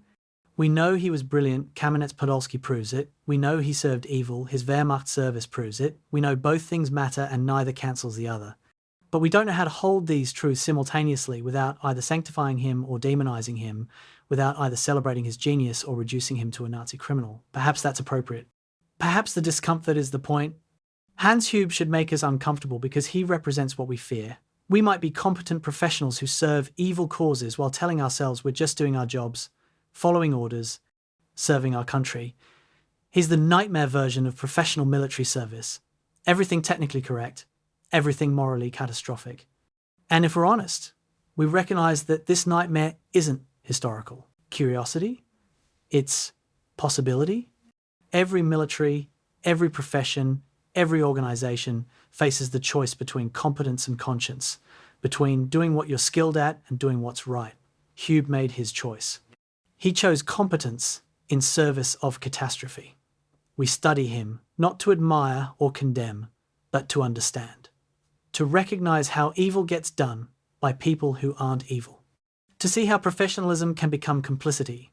To remember that the one-armed Panzer general, who should have died at Fromelles in 1914, survived 30 years to become exactly what he swore. He'd never be a man whose greatest weakness was his greatest strength, whose genius prolonged suffering, whose legacy is excellence inseparable from atrocity.